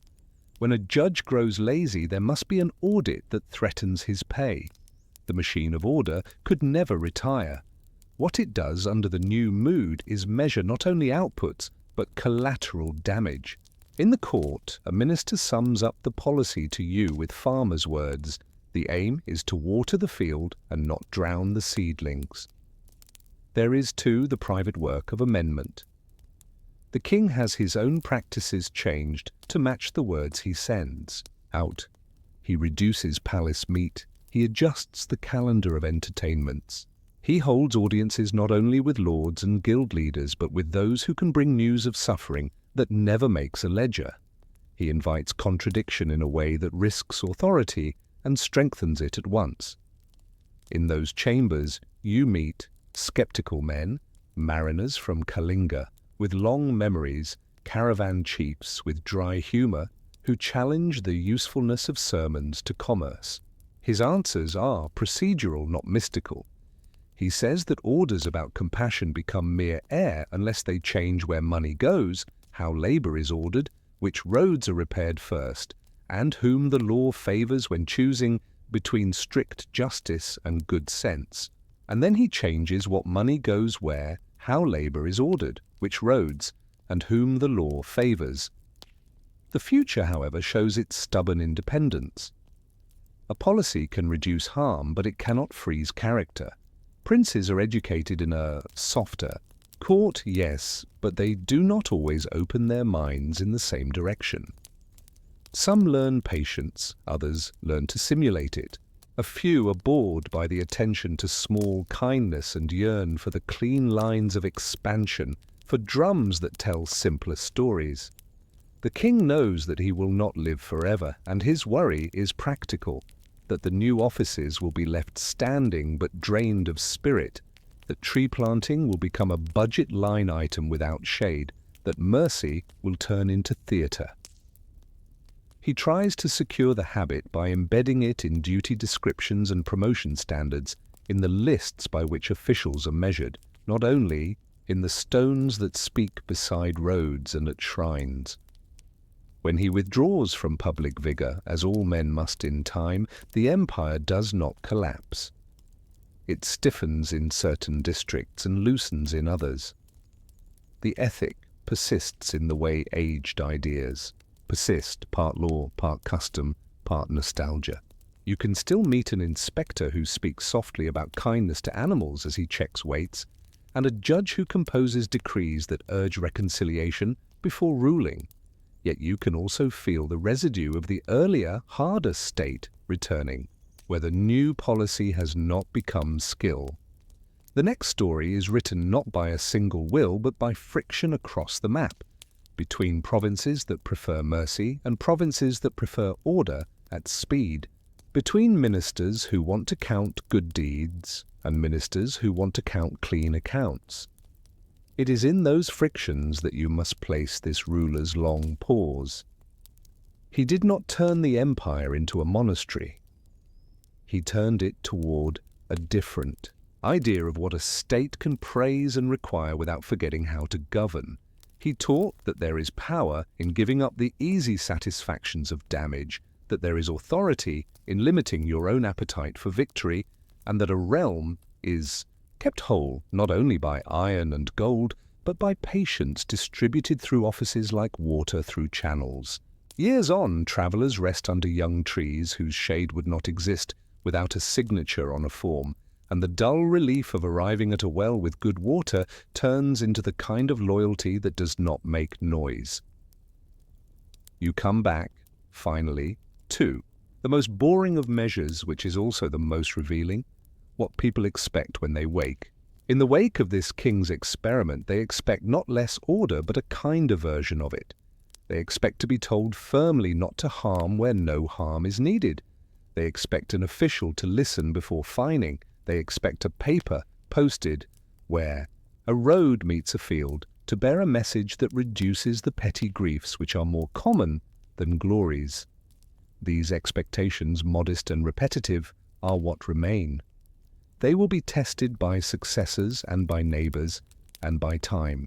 And the question that remains in the air as the palace lamps burn lower is not about reputation in chronicles, but about habit in households. Once a state has learned to value the slow work of mercy, can those who inherit its desks and seals keep choosing it when the drum calls them back to simpler answers? You begin the day before dawn with a sound that is not a trumpet or a chant, but a simple scraping. A woman drawing water from a ring well, the rope sliding over a worn wooden roller with a soft friction. The well is a circle of baked clay rings, stacked down into damp earth, a stable throat that makes water reliably reachable in a city of wood and earth. It is recent enough to be an improvement and old enough to be a habit. She fills 2 pots, rests each on a cloth pad on her head, and steps carefully along the familiar path that cuts between courtyards and shop fronts still shuttered. This sound is the Empire's morning bell. It announces the importance of devices that keep households going without attention from courts and councils, and it signals how technology here is both simple and sufficiency-driven. The fields outside, the city breathe like animals. You can read their seasons from a distance. In the monsoon months, they flash with the mirror shine of transplanted rice. Later, they thicken into a dull green.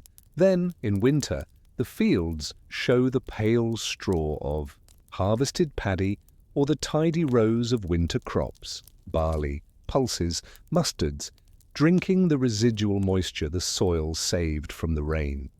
The work calendar is written into bodies, backs bent during transplanting, hands blistered during weeding, thighs tight from squatting at the bund's edge to repair a breach. Each task has its time, and the timing has been learned by families, who listen to the ground as seriously as they listen to elders. The Empire's taxes fall lightly or heavily depending on whether the people who live by these cycles feel consulted or coerced, whether they are allotted labour for state projects at moments when their own fields can spare them. You walk the irrigation channels with a local headman who thinks in terms of inches and days. He taps a bund with his stick and tells you how, 2 floods ago, it failed under a night rain and the water ran wrong for a week. The repair was a neighbourhood affair, the cost paid in time and bruise, the benefit visible as a fuller harvest. The next season, this is the politics of water, less about ownership than about coordination.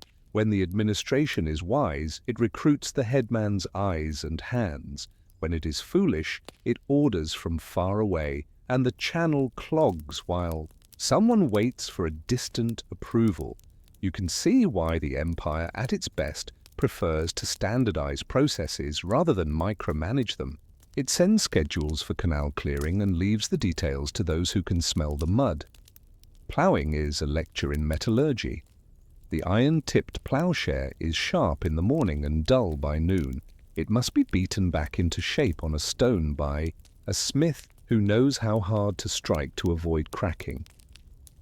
The cart that brings the plough to the field is a lesson in woodworking.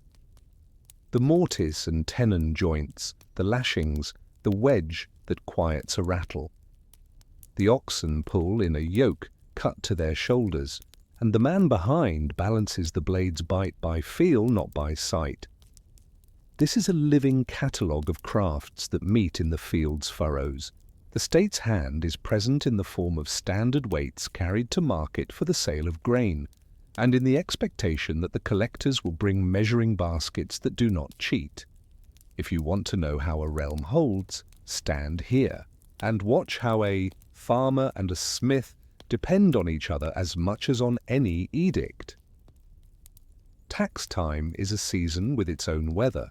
At the threshing ground, the straw is beaten until the grain leaps free, then tossed and winnowed by wind or by a fan. Piles accumulate, and the collector arrives with his clerk and his scale. This is a tense courtesy. The share demanded has been known since the last good governor, adjusted during the last bad flood. The measure is long familiar. The ledger scratches the name of a household, the amount due, the amount paid, the amount promised later. You see cunning and trust mixing, some grain hidden, some levied, some forgiven, because the collector is wise enough to request less than a family can bear in a hard year. A policy of measured mercy here costs little and builds a kind of loyalty that armored men cannot buy. The routine's dullness hides its delicacy. Threshing turns into trade. Grain travels by cart to market, where piling bags smell faintly of mouse and sun. A money changer sits with his balance and a set of tiny weights, counting shavings of silver and copper punch-marked coin with his fingertips. The low denominations move like seeds in a breeze, small, numerous, moving from hand to hand so many times a day that they become anonymous. In such markets, a measure can be a promise. You watch a guild elder lean over a scale to confirm that the day's standard is honored, and you notice the clerk from the administrator's office note the inspection in his book. The overseer's job is not to scold, it is to make trade predictable. Predictability, you realize again, is the empire's philosophy disguised as convenience. This market is a map. Here is the row of potters with their different clay, some coarse for storage jars, some fine for bowls. There is the line of smiths who make needles, nails, and knives. Beyond, the stall of a dyer whose fingers are permanently stained.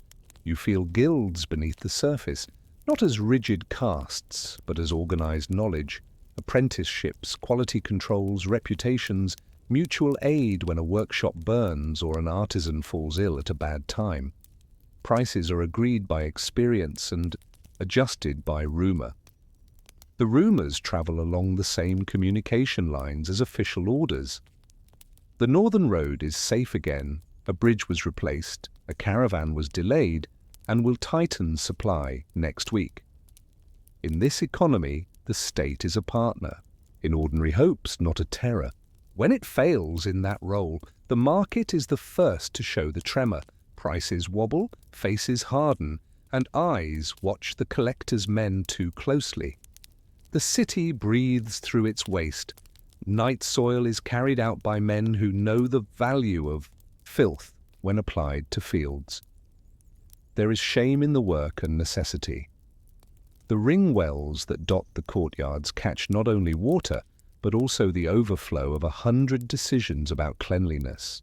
You peer into one and see the rope marks on the clay, the damp frogs, a child's dropped bead. The wells change women's lives by shortening the distance between household and water. In some lanes, you see new ones being dug, rings of clay, lowered one by one with ropes, the soil hauled up in baskets. A mason wipes sweat and checks plumb, making sure the circles remain tight and true. Public health here is practical. A good well, a ditch that drains, a pond not overused, a burial ground not too near the houses. The state does not preach hygiene, it builds it. Households have rules that do not appear in any formal code. A mother places the first cooked cake aside for the family's ancestors. A father rescues a child's dropped morsel and laughs and eats it to avoid waste. An old grandmother negotiates a quarrel between daughters-in-law with a story from before the last flood. You see how tradition carries insights about scarcity and dignity, and you see why officials who ignore these unwritten codes always seem unlucky. In a well-run district, the magistrate knows which elder can calm which street and which teacher can keep boys from cruelty by the simple trick of giving them a task at dusk that occupies their hands. The empire's victory is the multiplication of such quiet competencies, not their replacement by a central voice. At the edge of the fields, cattle doze, and their dung dries in patties set to bake against walls. Fuel is a science of desperation. Wood must be conserved. Dried dung burns long but not hot. Charcoal is precious and reserved for smiths. Women make decisions about fuel that ripple into the economy. A child's cough stops a certain fuel. A new source means a shift in cooking time and flavor.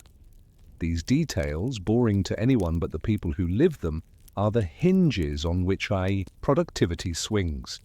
A state that provides a steady supply of affordable charcoal to artisans creates better tools, which make ploughing easier, which increase yields, which increase the tax base.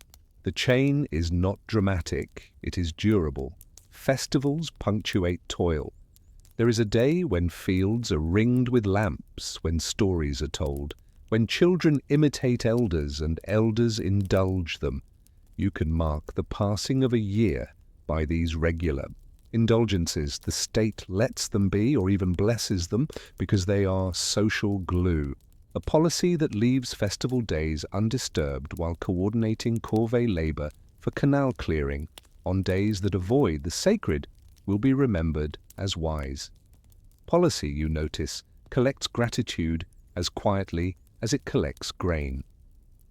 In the evenings, the city cools and small repairs begin. A pot's chipped rim is smoothed, a sandal strap is tied with a thread taken from an old cloth, a cracked door is pinned with a fresh wooden dowel. Children repeat multiplication tables in sing-song. A scribe's apprentice practices a hand on a palm leaf that will later be scraped and reused.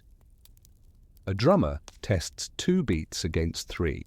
These are the hours when no one expects much from government except the assurance that the night guard will walk, that the watchfires will be tended, and that if trouble starts, a runner will bring men who know how to stop it without breaking the whole street. It is a life of compressions and small escapes. The village jokes about collectors, the collector jokes about villagers who measure grain with a cup that fattens when held by a cousin. Everyone survives by negotiating margins, and when you think of empire here, you do not think of lions or pillars, but of the calendar pasted on the wall of a mind that remembers when to plant, when to clean, when to bring a petition, when to fetch water, when to leave the market because there will be a fight by the betel nut seller if you wait too long. In such a place, in such a time, another question comes back to you in the quiet before sleep.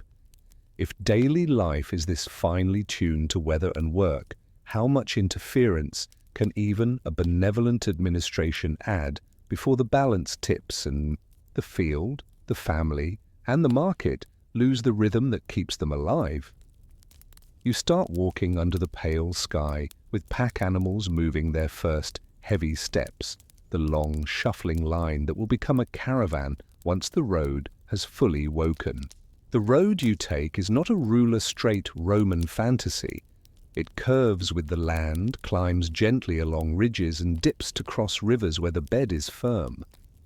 Its edges are graded by habit, its ditches are shallow but functional, and its surface remembers the broad feet of elephants and the narrow hooves of horses.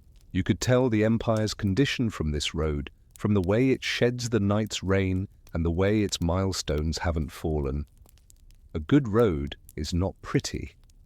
It is a plain thread that holds a quilt of districts together so that news and salt and copper and ideas can cross lines of soil and tongue without tearing. At appointed distances, you reach staging posts, places designed to solve predictable problems: thirst, fatigue, fear of thieves, the need for fodder, the need to repair a wheel. A shed offers shelter for animals and separate mats for drivers. A trough channels well water. A low wall keeps hyenas from nosing the grain. A boy with a ledger asks how many animals you bring, what you carry, where you started, and who leads. The questions are not traps, they are the state's effort to keep track of movement in a land where movement is life. Travelers accept the counting because they like the safety it buys. Bandits prefer uncertainty. Caravans like routine. The long battle between law and predation is fought with balance sheets as much as with blades. At a toll gate near a river, crossing, you see the apparatus of fairness in miniature. The collector sits with a carved set of standard weights and a basket measure stamped with a mark that matches the one posted on a board above the booth. You are told the rates when you arrive. You watch the coins counted and checked. You also watch the small negotiations that happen in the open. A discount for a returning caravan known to be honest. An extra tenth for a merchant whose reputation is slippery, a quiet forgiveness when an old man arrives late and weary. Money gathers here, not in sacks of glitter, but in clay jars of small coin and in tallies of grain. The steady accumulation is less likely to be stolen than a hoard, and easier to account for at season's end. Behind this neatness is a simple truth. Fairness that can be seen keeps knives sheathed. You pass a line of road workers widening a bad turn. The overseer taps his list and assigns teams by village. Each team knows how many hours it owes the state in labor this month, and this duty is scheduled to avoid the harvest and the planting. The arrangement is not loved, but it is accepted because the road works for the very people who maintain it, and because the overseer lives where they live and will pay with his sleep if a road fails in the rain. By late morning, the stones are bedded and hammered, the rut filled, the ditch cleared. The improvement looks like nothing from a distance. Up close, it is the difference between a cart that tips and a cart that arrives with its load intact. Along this road moves a catalogue of people. You meet a salt trader with a skin roughened by years near the flats, a cloth dealer who knows 40 words for purple and 20 nicknames for local magistrates, a horse seller who counts animals by ear, a monk whose begging bowl is a passport, and a test of the road's kindness, a widow returning to her brother with her child and one small trunk of bedding and pot. In their company, you become skilled at reading faces for intent, a state that keeps such people from despair or rage, faces fewer rebellions than one that delights in pomp. The empire's hospitality is measured in how welcome these faces feel at staging posts and in how quickly soldiers arrive when a rumor of a thief becomes a certainty. The empire's pride in weights and measures unfolds before you like a patient. Sermon. Market to market, the same carved weights, the same hollowed measures, the same meter of cloth is kept and verified. Complaints are not dismissed.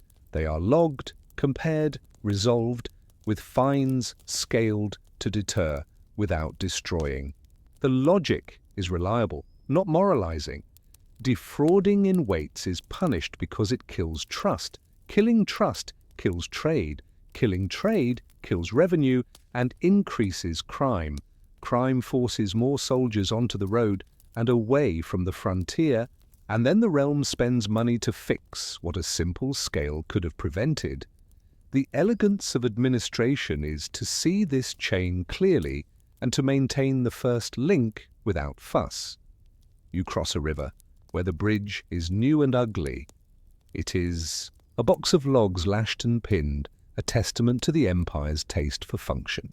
The ferryman, demoted in income by the new crossing, has been given a job maintaining the bridge, for the state understands that a man robbed of livelihood becomes a thief's friend. The solution is dull and just. The ferryman serves and curses less. On the far bank, a small shrine shelters a lamp. Travellers pause here to touch the stone or to place a flower. The gods receive respect. The bridge receives practical gratitude. The empire receives quiet praise when both stand in balance. A caravan leader opens to you the arithmetic of movement. He shows how he counts, not distance, but wells, how he plans. To reach a rest house by dusk, how he buys fodder 2 stages ahead, because he knows a plague swept through a herd near the next town and fodder will be dear there. How he pays his guards slightly more than market, but feeds them slightly better than strictly necessary to keep the temptation of theft at bay.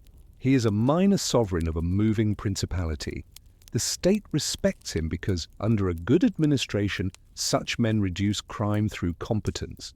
He respects the state when it keeps roads clear and judges predictable. Respect, again, is born of routine service, not from banners. In the hills, where roads tilt, the empire shows another face. Garrisons are not fortresses for glory. They are shelters, signal towers, stores of grain and salt, first aid for cuts and sprains, a place where a frightened traveller can sit behind a wall for a night and consider the course ahead. The officer in charge is judged not only by the absence of raids, but by the number of times his men escort old people through dangerous hairpins and carry messages to villages too small for regular postings. He logs this work as carefully as he logs arrests. The new ethics have filtered here in practical form. Helpfulness is part of duty, and a soldier's pride is tempered by a sense that keeping a road alive is as honourable as defending a gate. Cities string themselves along these roads where rivers and hills demand it. Each city maintains its own traffic logic. Gates open at a known time, the market bell rings, carts unload at known corners, inspectors take their place near weighing platforms. You note how cities adapt to the road's discipline. The warehousing district grows its own rules about stacking and access. A guild quarter applies its own inspection before the state's, reducing conflict. A night curfew gives the watch their rhythm. When the empire is healthy, it does not have to shout in these places. Its registers speak.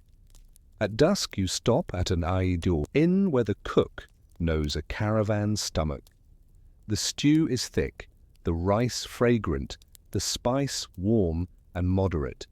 Food is fuel and comfort, a reason for a fight when bad, a reason for laughter when good.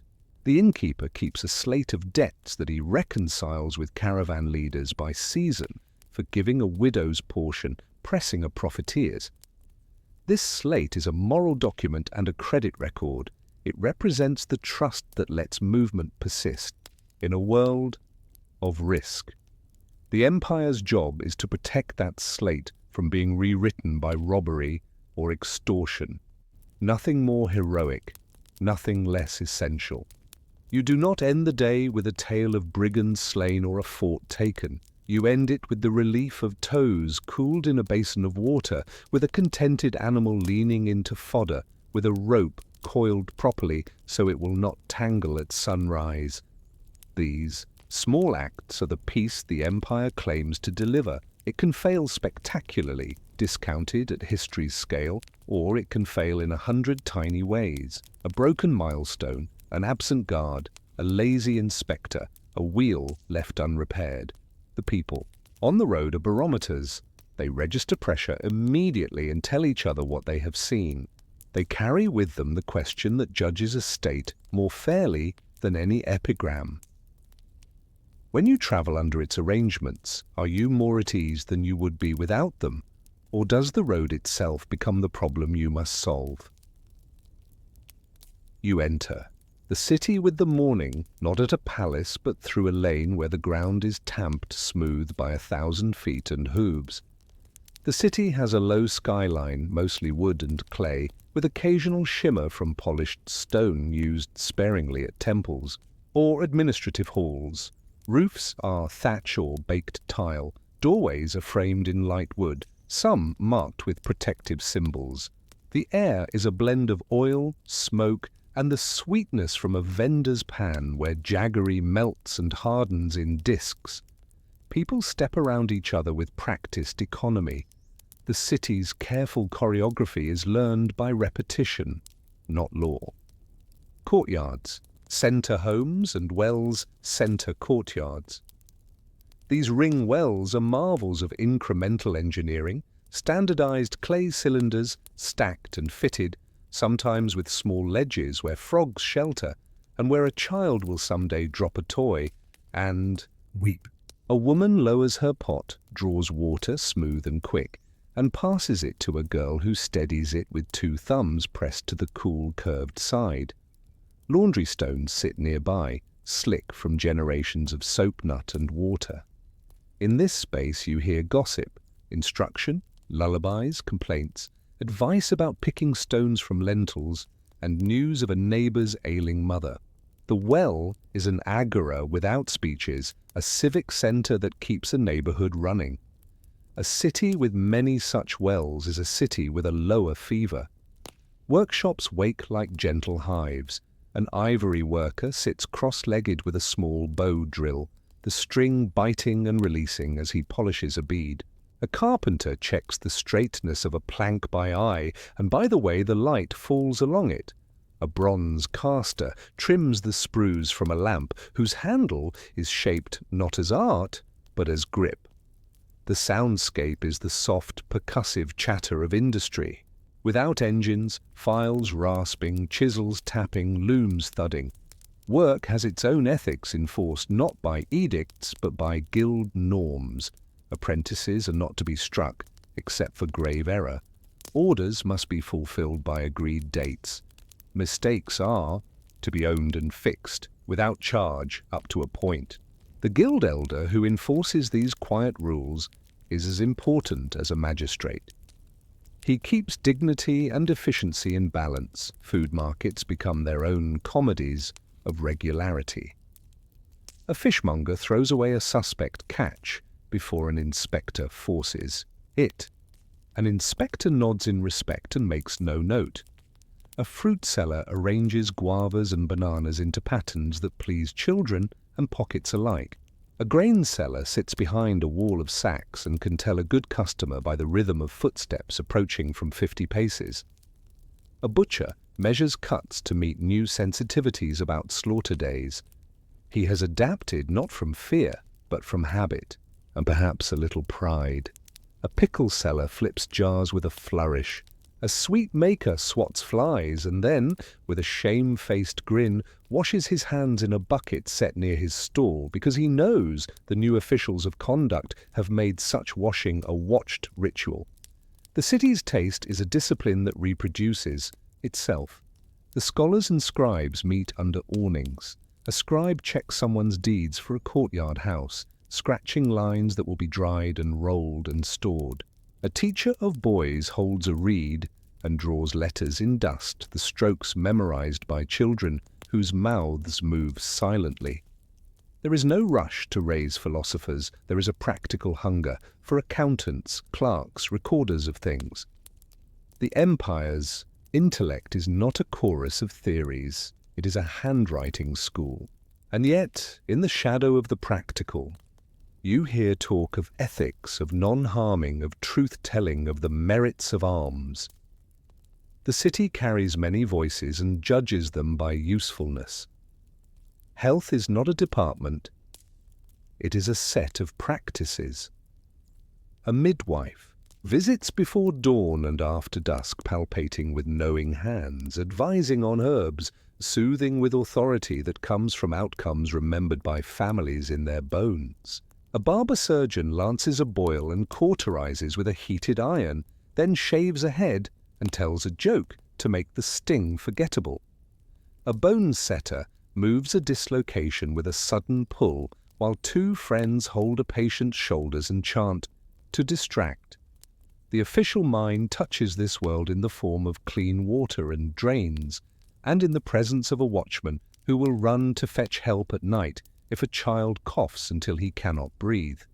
The state's role in health is infrastructural. Fewer mosquitoes, fewer floods in lanes, fewer polluted wells.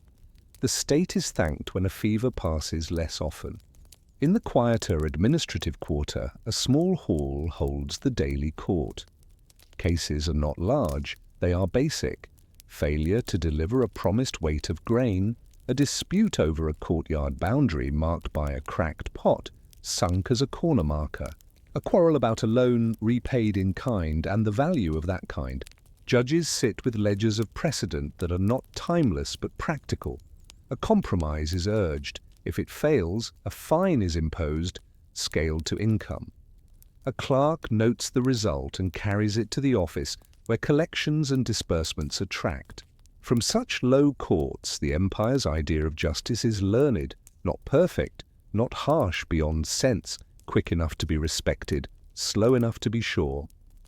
News travels by gossip, by the crier's voice, by inscriptions on wooden boards at crossroads, and by the return of men who have gone to the capital and seen the larger version of what happens here every day. A man who spent 2 months at the great city's ferry tells of a bridge strong enough to carry elephants, of a market of iron where the stacks stood taller than a man, of a hall where committees examined the quality of state stores, tasting grain for mold, sniffing oil for rancidity. The listener's eyes widen not with wonder, but with recognition. The big city is a large copy of their world, not a different planet. The empire's success, you see again, is in making its center feel like an amplification, not an alien. Women's work and time make the day's skeleton. They grind grain, sew, tend children, scold husbands, save coin in cloth knots, make offerings, carry water, and gossip strategy. Their strategies are domestic but consequential. A woman convinces her husband to delay selling grain until the price rises next week. Another persuades a neighbor to share the cost of a new storage jar. A third arranges a marriage that ties two households across a lane and stabilizes a quarrel. These decisions never reach the ledger, but they fortify the city more reliably than an extra squad of soldiers at the gate. At the artisan's tavern, talk turns to prices and to the administrator's new plan to standardize certain measures used in the dying quarter. There is grumbling, change is tiresome, but curiosity too, because improved measures will let cloth be cut more efficiently and waste less dye. An old dyer shows a boy how to test mordant by chewing a thread and tasting, his lips turning faintly acidic. The boy spits, laughs, and nods. Knowledge here is embodied and often unsaid. A state that thinks it can teach with decrees misreads the city's logic. A state that learns to underwrite bodies of practice rather than supplant them earns authority. You watch the night settle. Lamps are lit in niches near doorways. A watchman calls the hour and the name of the street like a singer keeping time.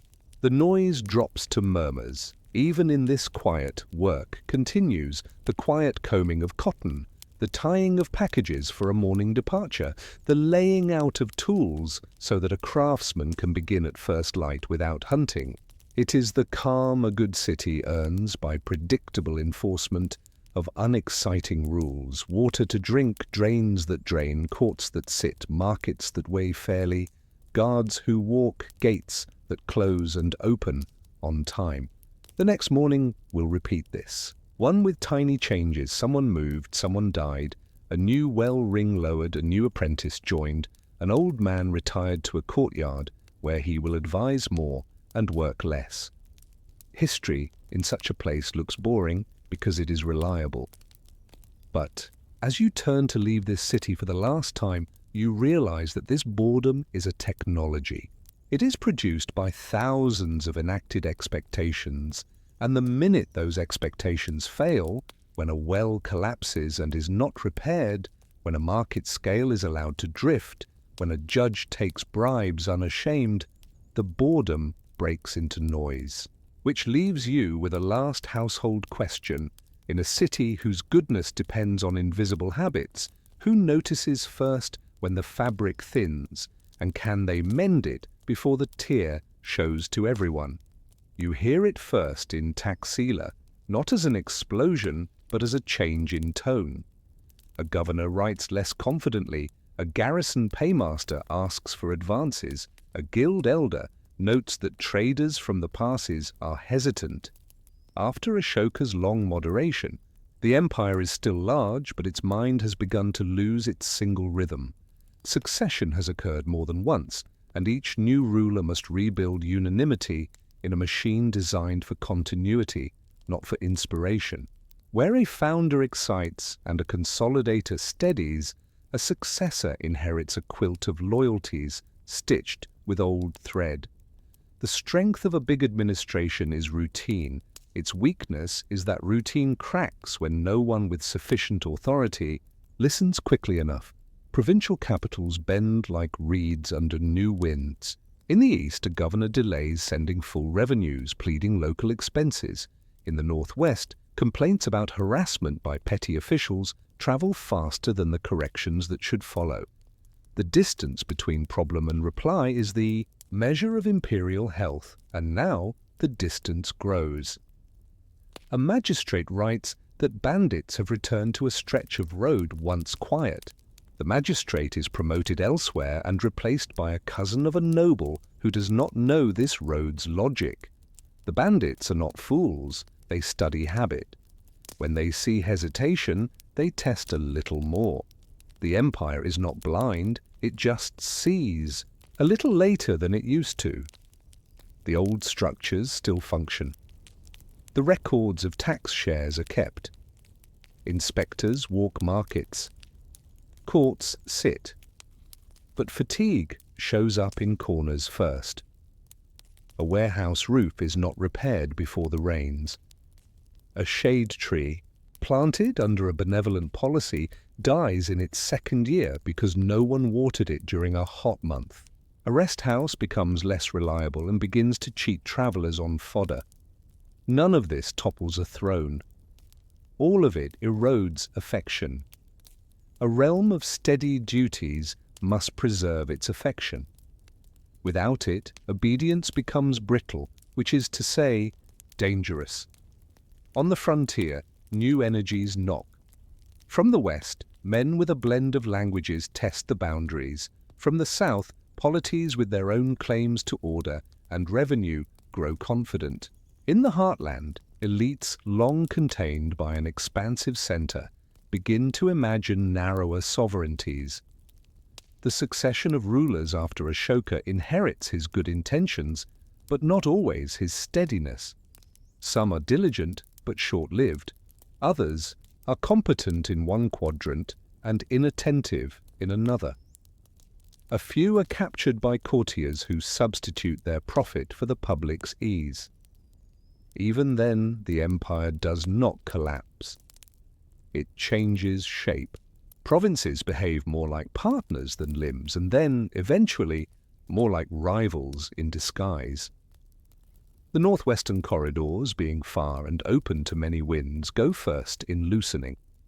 The language of decrees carries less weight when local lords discover they can negotiate with foreign satraps or local chiefs for protection closer at hand. Trade continues, it always finds a path, but the share that returns to Pataliputra thins. The officials who once prided themselves on clean audits become bookkeepers of decline, each line item telling a story about a postponed bridge, a deserted village, a noble who has extracted privately what the state once took to fund public works. You walk the old capital's corridors and feel both the presence and the absence.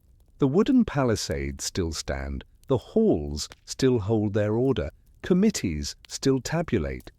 But a tone has changed. Ministers argue longer, sign slower, delay the dispatch that once leapt the moment it was drafted. The rhetoric of care remains, in inscriptions and in habits here and there, but the pressure to keep the roads passable, the wells clean, the border quiet has increased as the capacity to meet that pressure has not. This mismatch is the true engine of decline. It is not a drama of betrayal. It is the boredom of missed maintenance. In such a time, men with clean, decisive plans appear at court. Their solution is uncompromising. Cut the periphery and double protect the center. Squeeze revenue more sharply. Replace negotiated mercy with schedule and sanction. Make examples. There is logic here. Short-term order often answers to discipline. Yet the social memory still holds Ashoka's softer rhythm, and in many districts this new insistence is resented as an insult. Officials find themselves swinging between two poles, gentleness that seems weak and severity that seems unjust. Neither pole, when applied without reading local conditions, produces loyalty. Rumors of a regime change mount, not always at the center, but in the officer corps where men calculate their futures. Some prefer a return to old austerities, others argue that the only path forward is to cede some space to provincial elites in exchange for their renewed support. You watch the empire negotiate with itself, a weary debate where each side has half the truth. Meanwhile, guilds continue to meet, families continue to arrange marriages, fields are planted, wells draw water. The deeper life of the realm is remarkably forgiving of the center's indecision.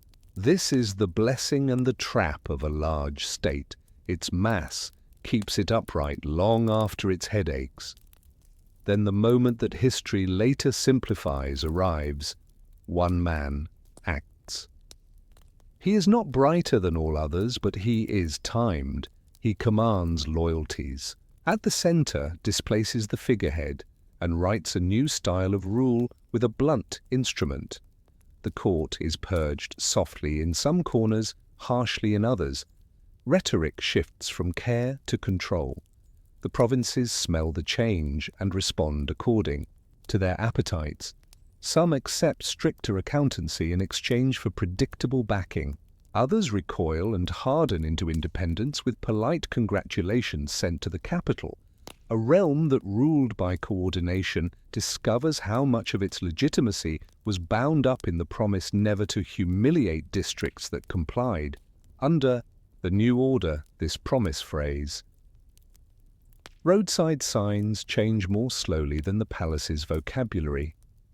For a while, the traveller still enjoys clean water and shade trees, honest measures and prompt guards. But the invisible fund that paid for all this, the willingness of thousands of officials to behave well, even when tired, begins to empty. A bribe that once seemed shameful is now justified as how it is.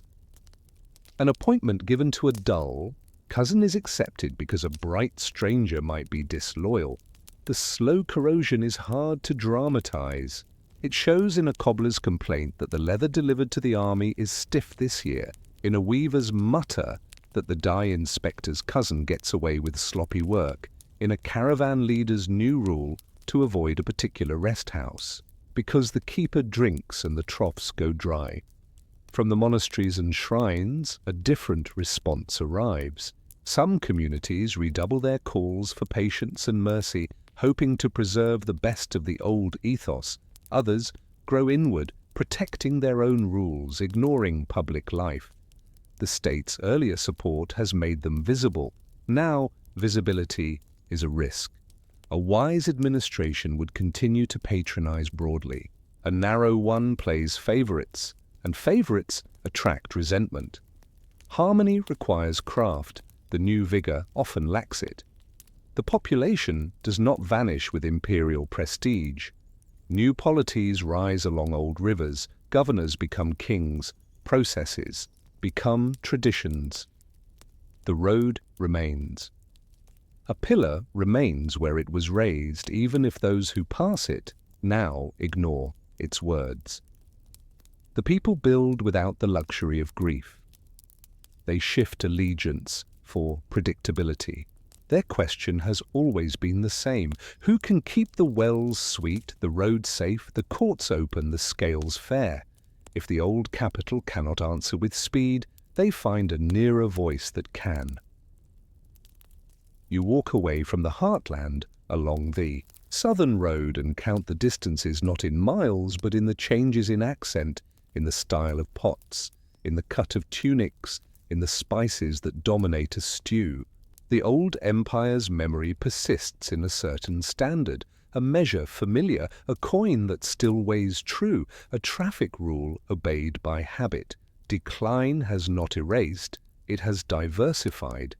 And as you stop to drink at a well built in a rain now, spoken of in a past tense that feels too politely brief, you wonder whether the most durable part of a great state's life is not its ceremonies or conquests, but the boring conveniences it leaves so well designed that nobody remembers who made them first. You return to the road and find fresh banners but familiar ditches. The men in charge now wear different emblems on their seals, their signatures cut in different strokes. They issue decrees with the right balance of threats and courtesies, and reassign governors with the briskness of a new broom. What they cannot replace overnight is the habit of good maintenance and the web of competence that made the big machine function. They inherit roads, wells, warehouses, ferries, measurable expectations, and a public conditioned to care about the same few things: safety, fairness, timing. If the new hands are wise, they ride this inheritance like a boat on a strong current. If they are foolish, they row against it and capsize in their own eddies. In cities, guilds adjust faster than royal households. They were federations before, they remain federations after. A dyer's guild that once stamped cloth with the late empire's standard now stamps it with a city's mark and continues to enforce quality. A merchants' association that once sent a tribute in spices to the capital now funds a local drain and expects a remitter's indulgence on taxes in return. There is bargaining in this. The new rulers discover that the price of order is recognition of local pride. They pay it in honorifics, in small liberties, in allowing each city a ritual or two that sets it apart. This currency is cheap, only a wooden mind refuses to spend it. The military, too, learns to fight different wars. Instead of marching to distant borders to reinforce the idea of continental unity, the army guards nearer frontiers where disputes are comprehensible and where victory is measured by harvests, unspoiled by raids. Officers who grew old under the earlier policy of restraint discover that it has left them a disciplined force that can be trusted to hold lines without destroying the communities that pay it. That discipline, often mocked as softness, turns out to be the edge. Soldiers who have learned to accept fair pay and predictable duty do not mutiny at the first missed meal. They wait for remedy. In this patience lies a chance to reset under new masters. At the ritual level, new courts distinguish themselves by patronage. They choose poets, philosophers, ritualists, and teachers to project a refined identity that reassures allies and frightens rivals.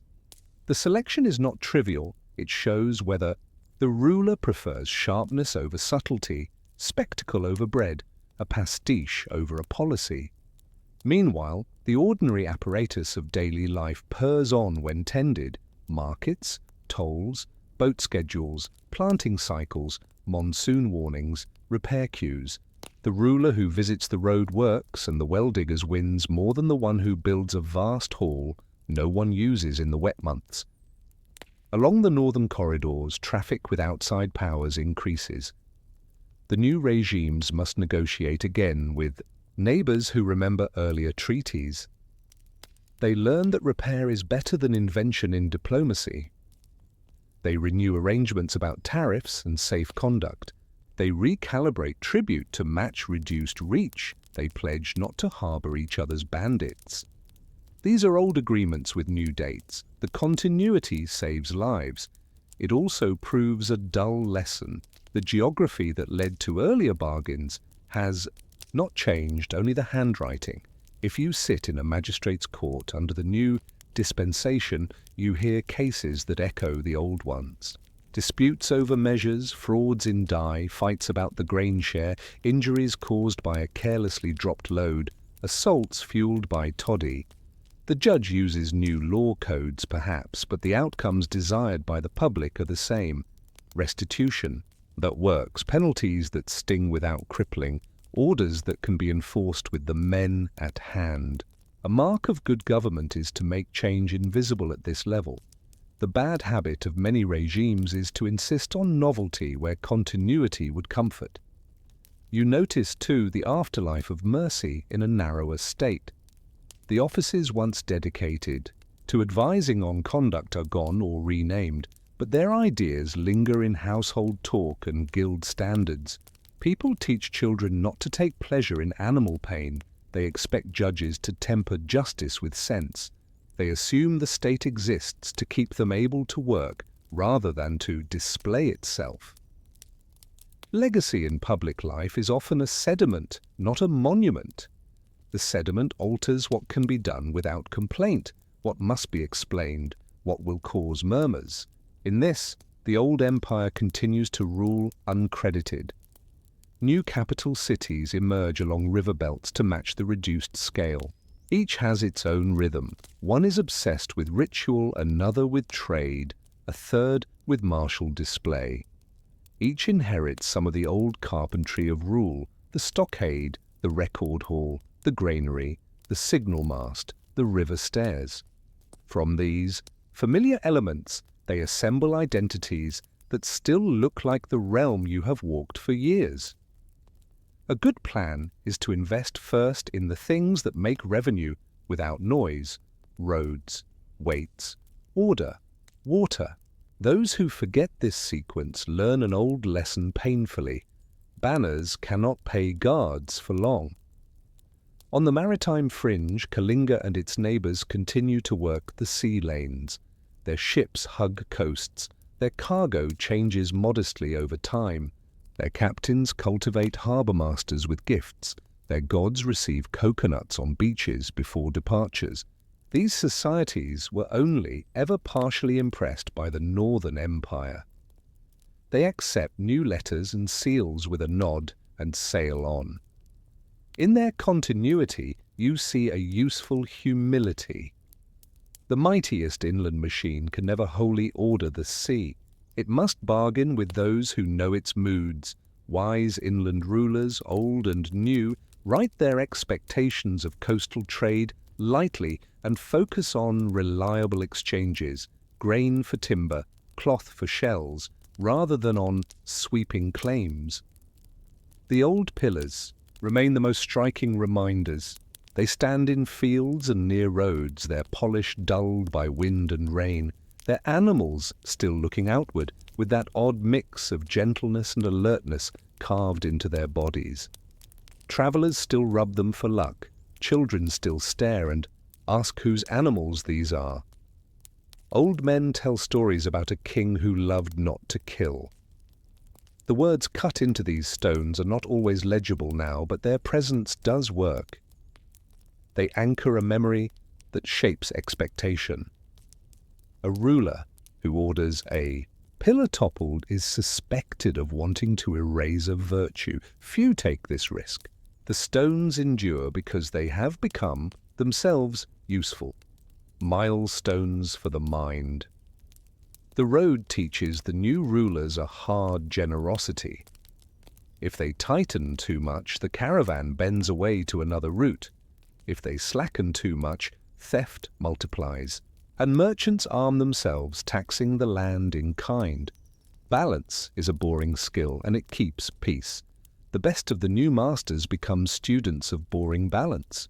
The worst imagine themselves founders and write laws as if history were a blank slate. One day, in an inn by a river where an old pillar watches the current, you hear a traveller say something that feels like a verdict on a century. Greatness is not one event, but a comfortable chair you forget to thank until it breaks.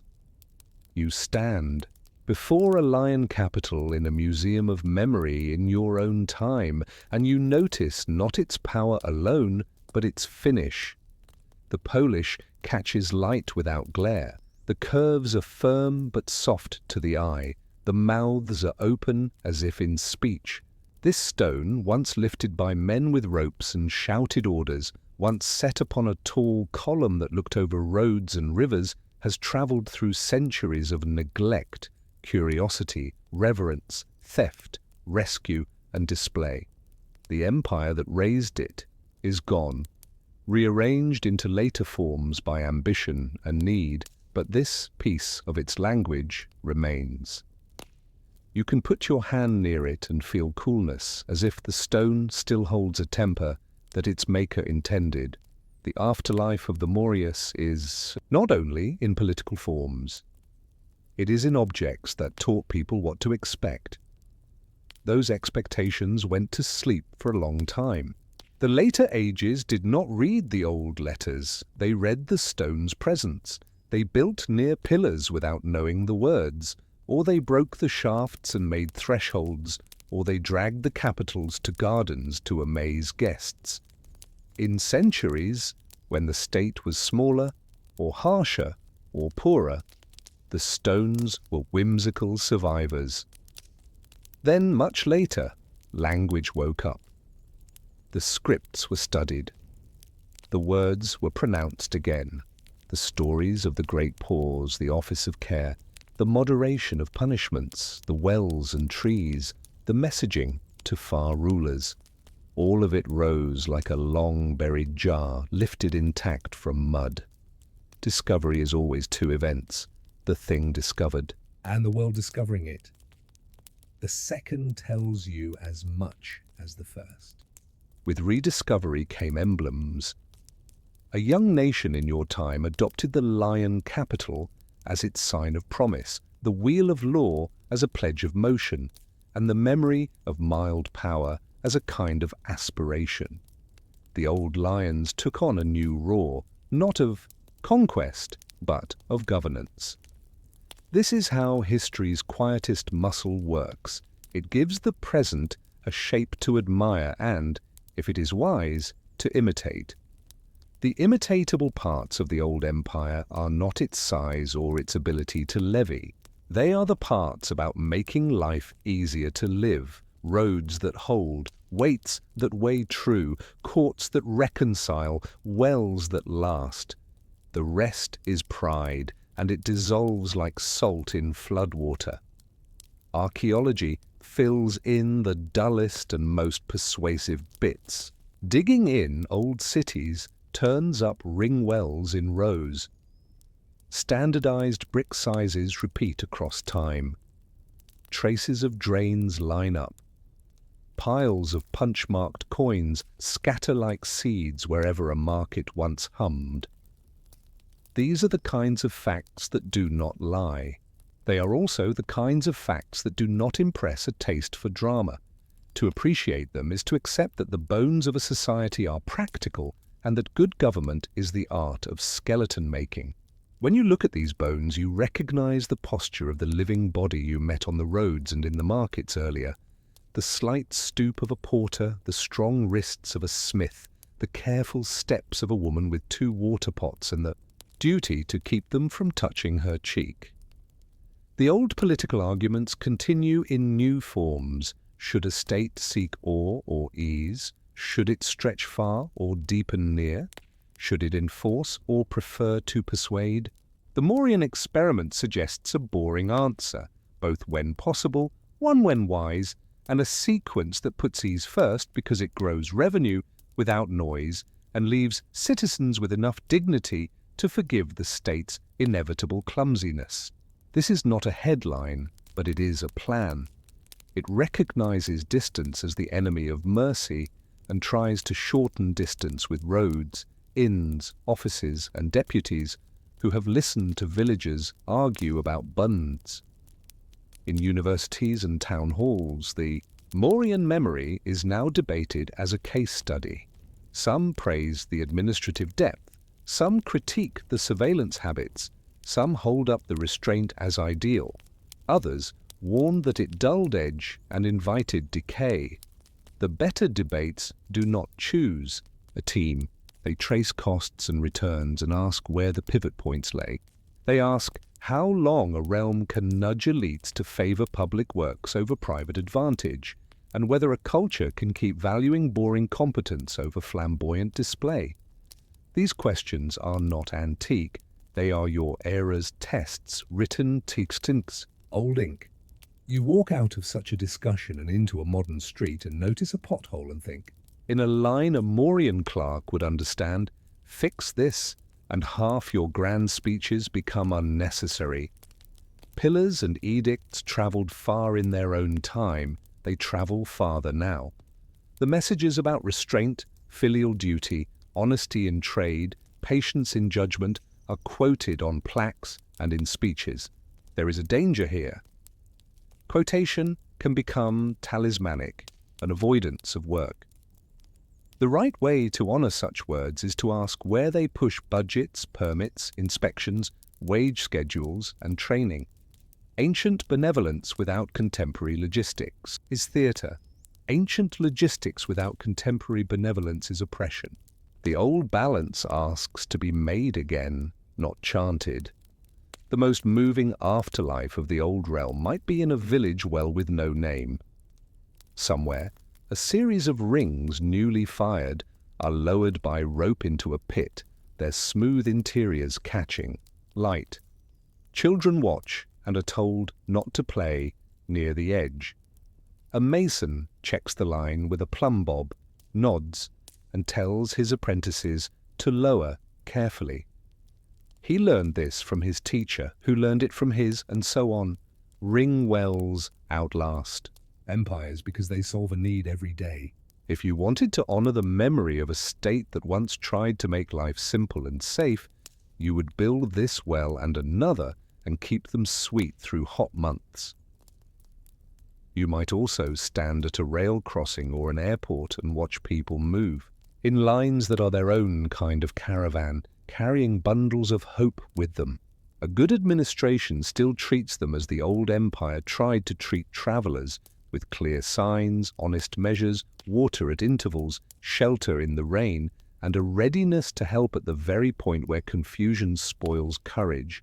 It is not a poetic legacy, but it is how the dead realm's best instincts can honor the living. At the very end, you look back over the stories of mud and palisades, of lists and elephants, of a king who stood in a dead field and changed how he issued orders. Of markets and wells, of decline that was a failure of repairs more than of will, of stone that spoke and speaks again. The lesson refuses drama. It whispers that greatness in government is boring on purpose so that life can be interesting without fear.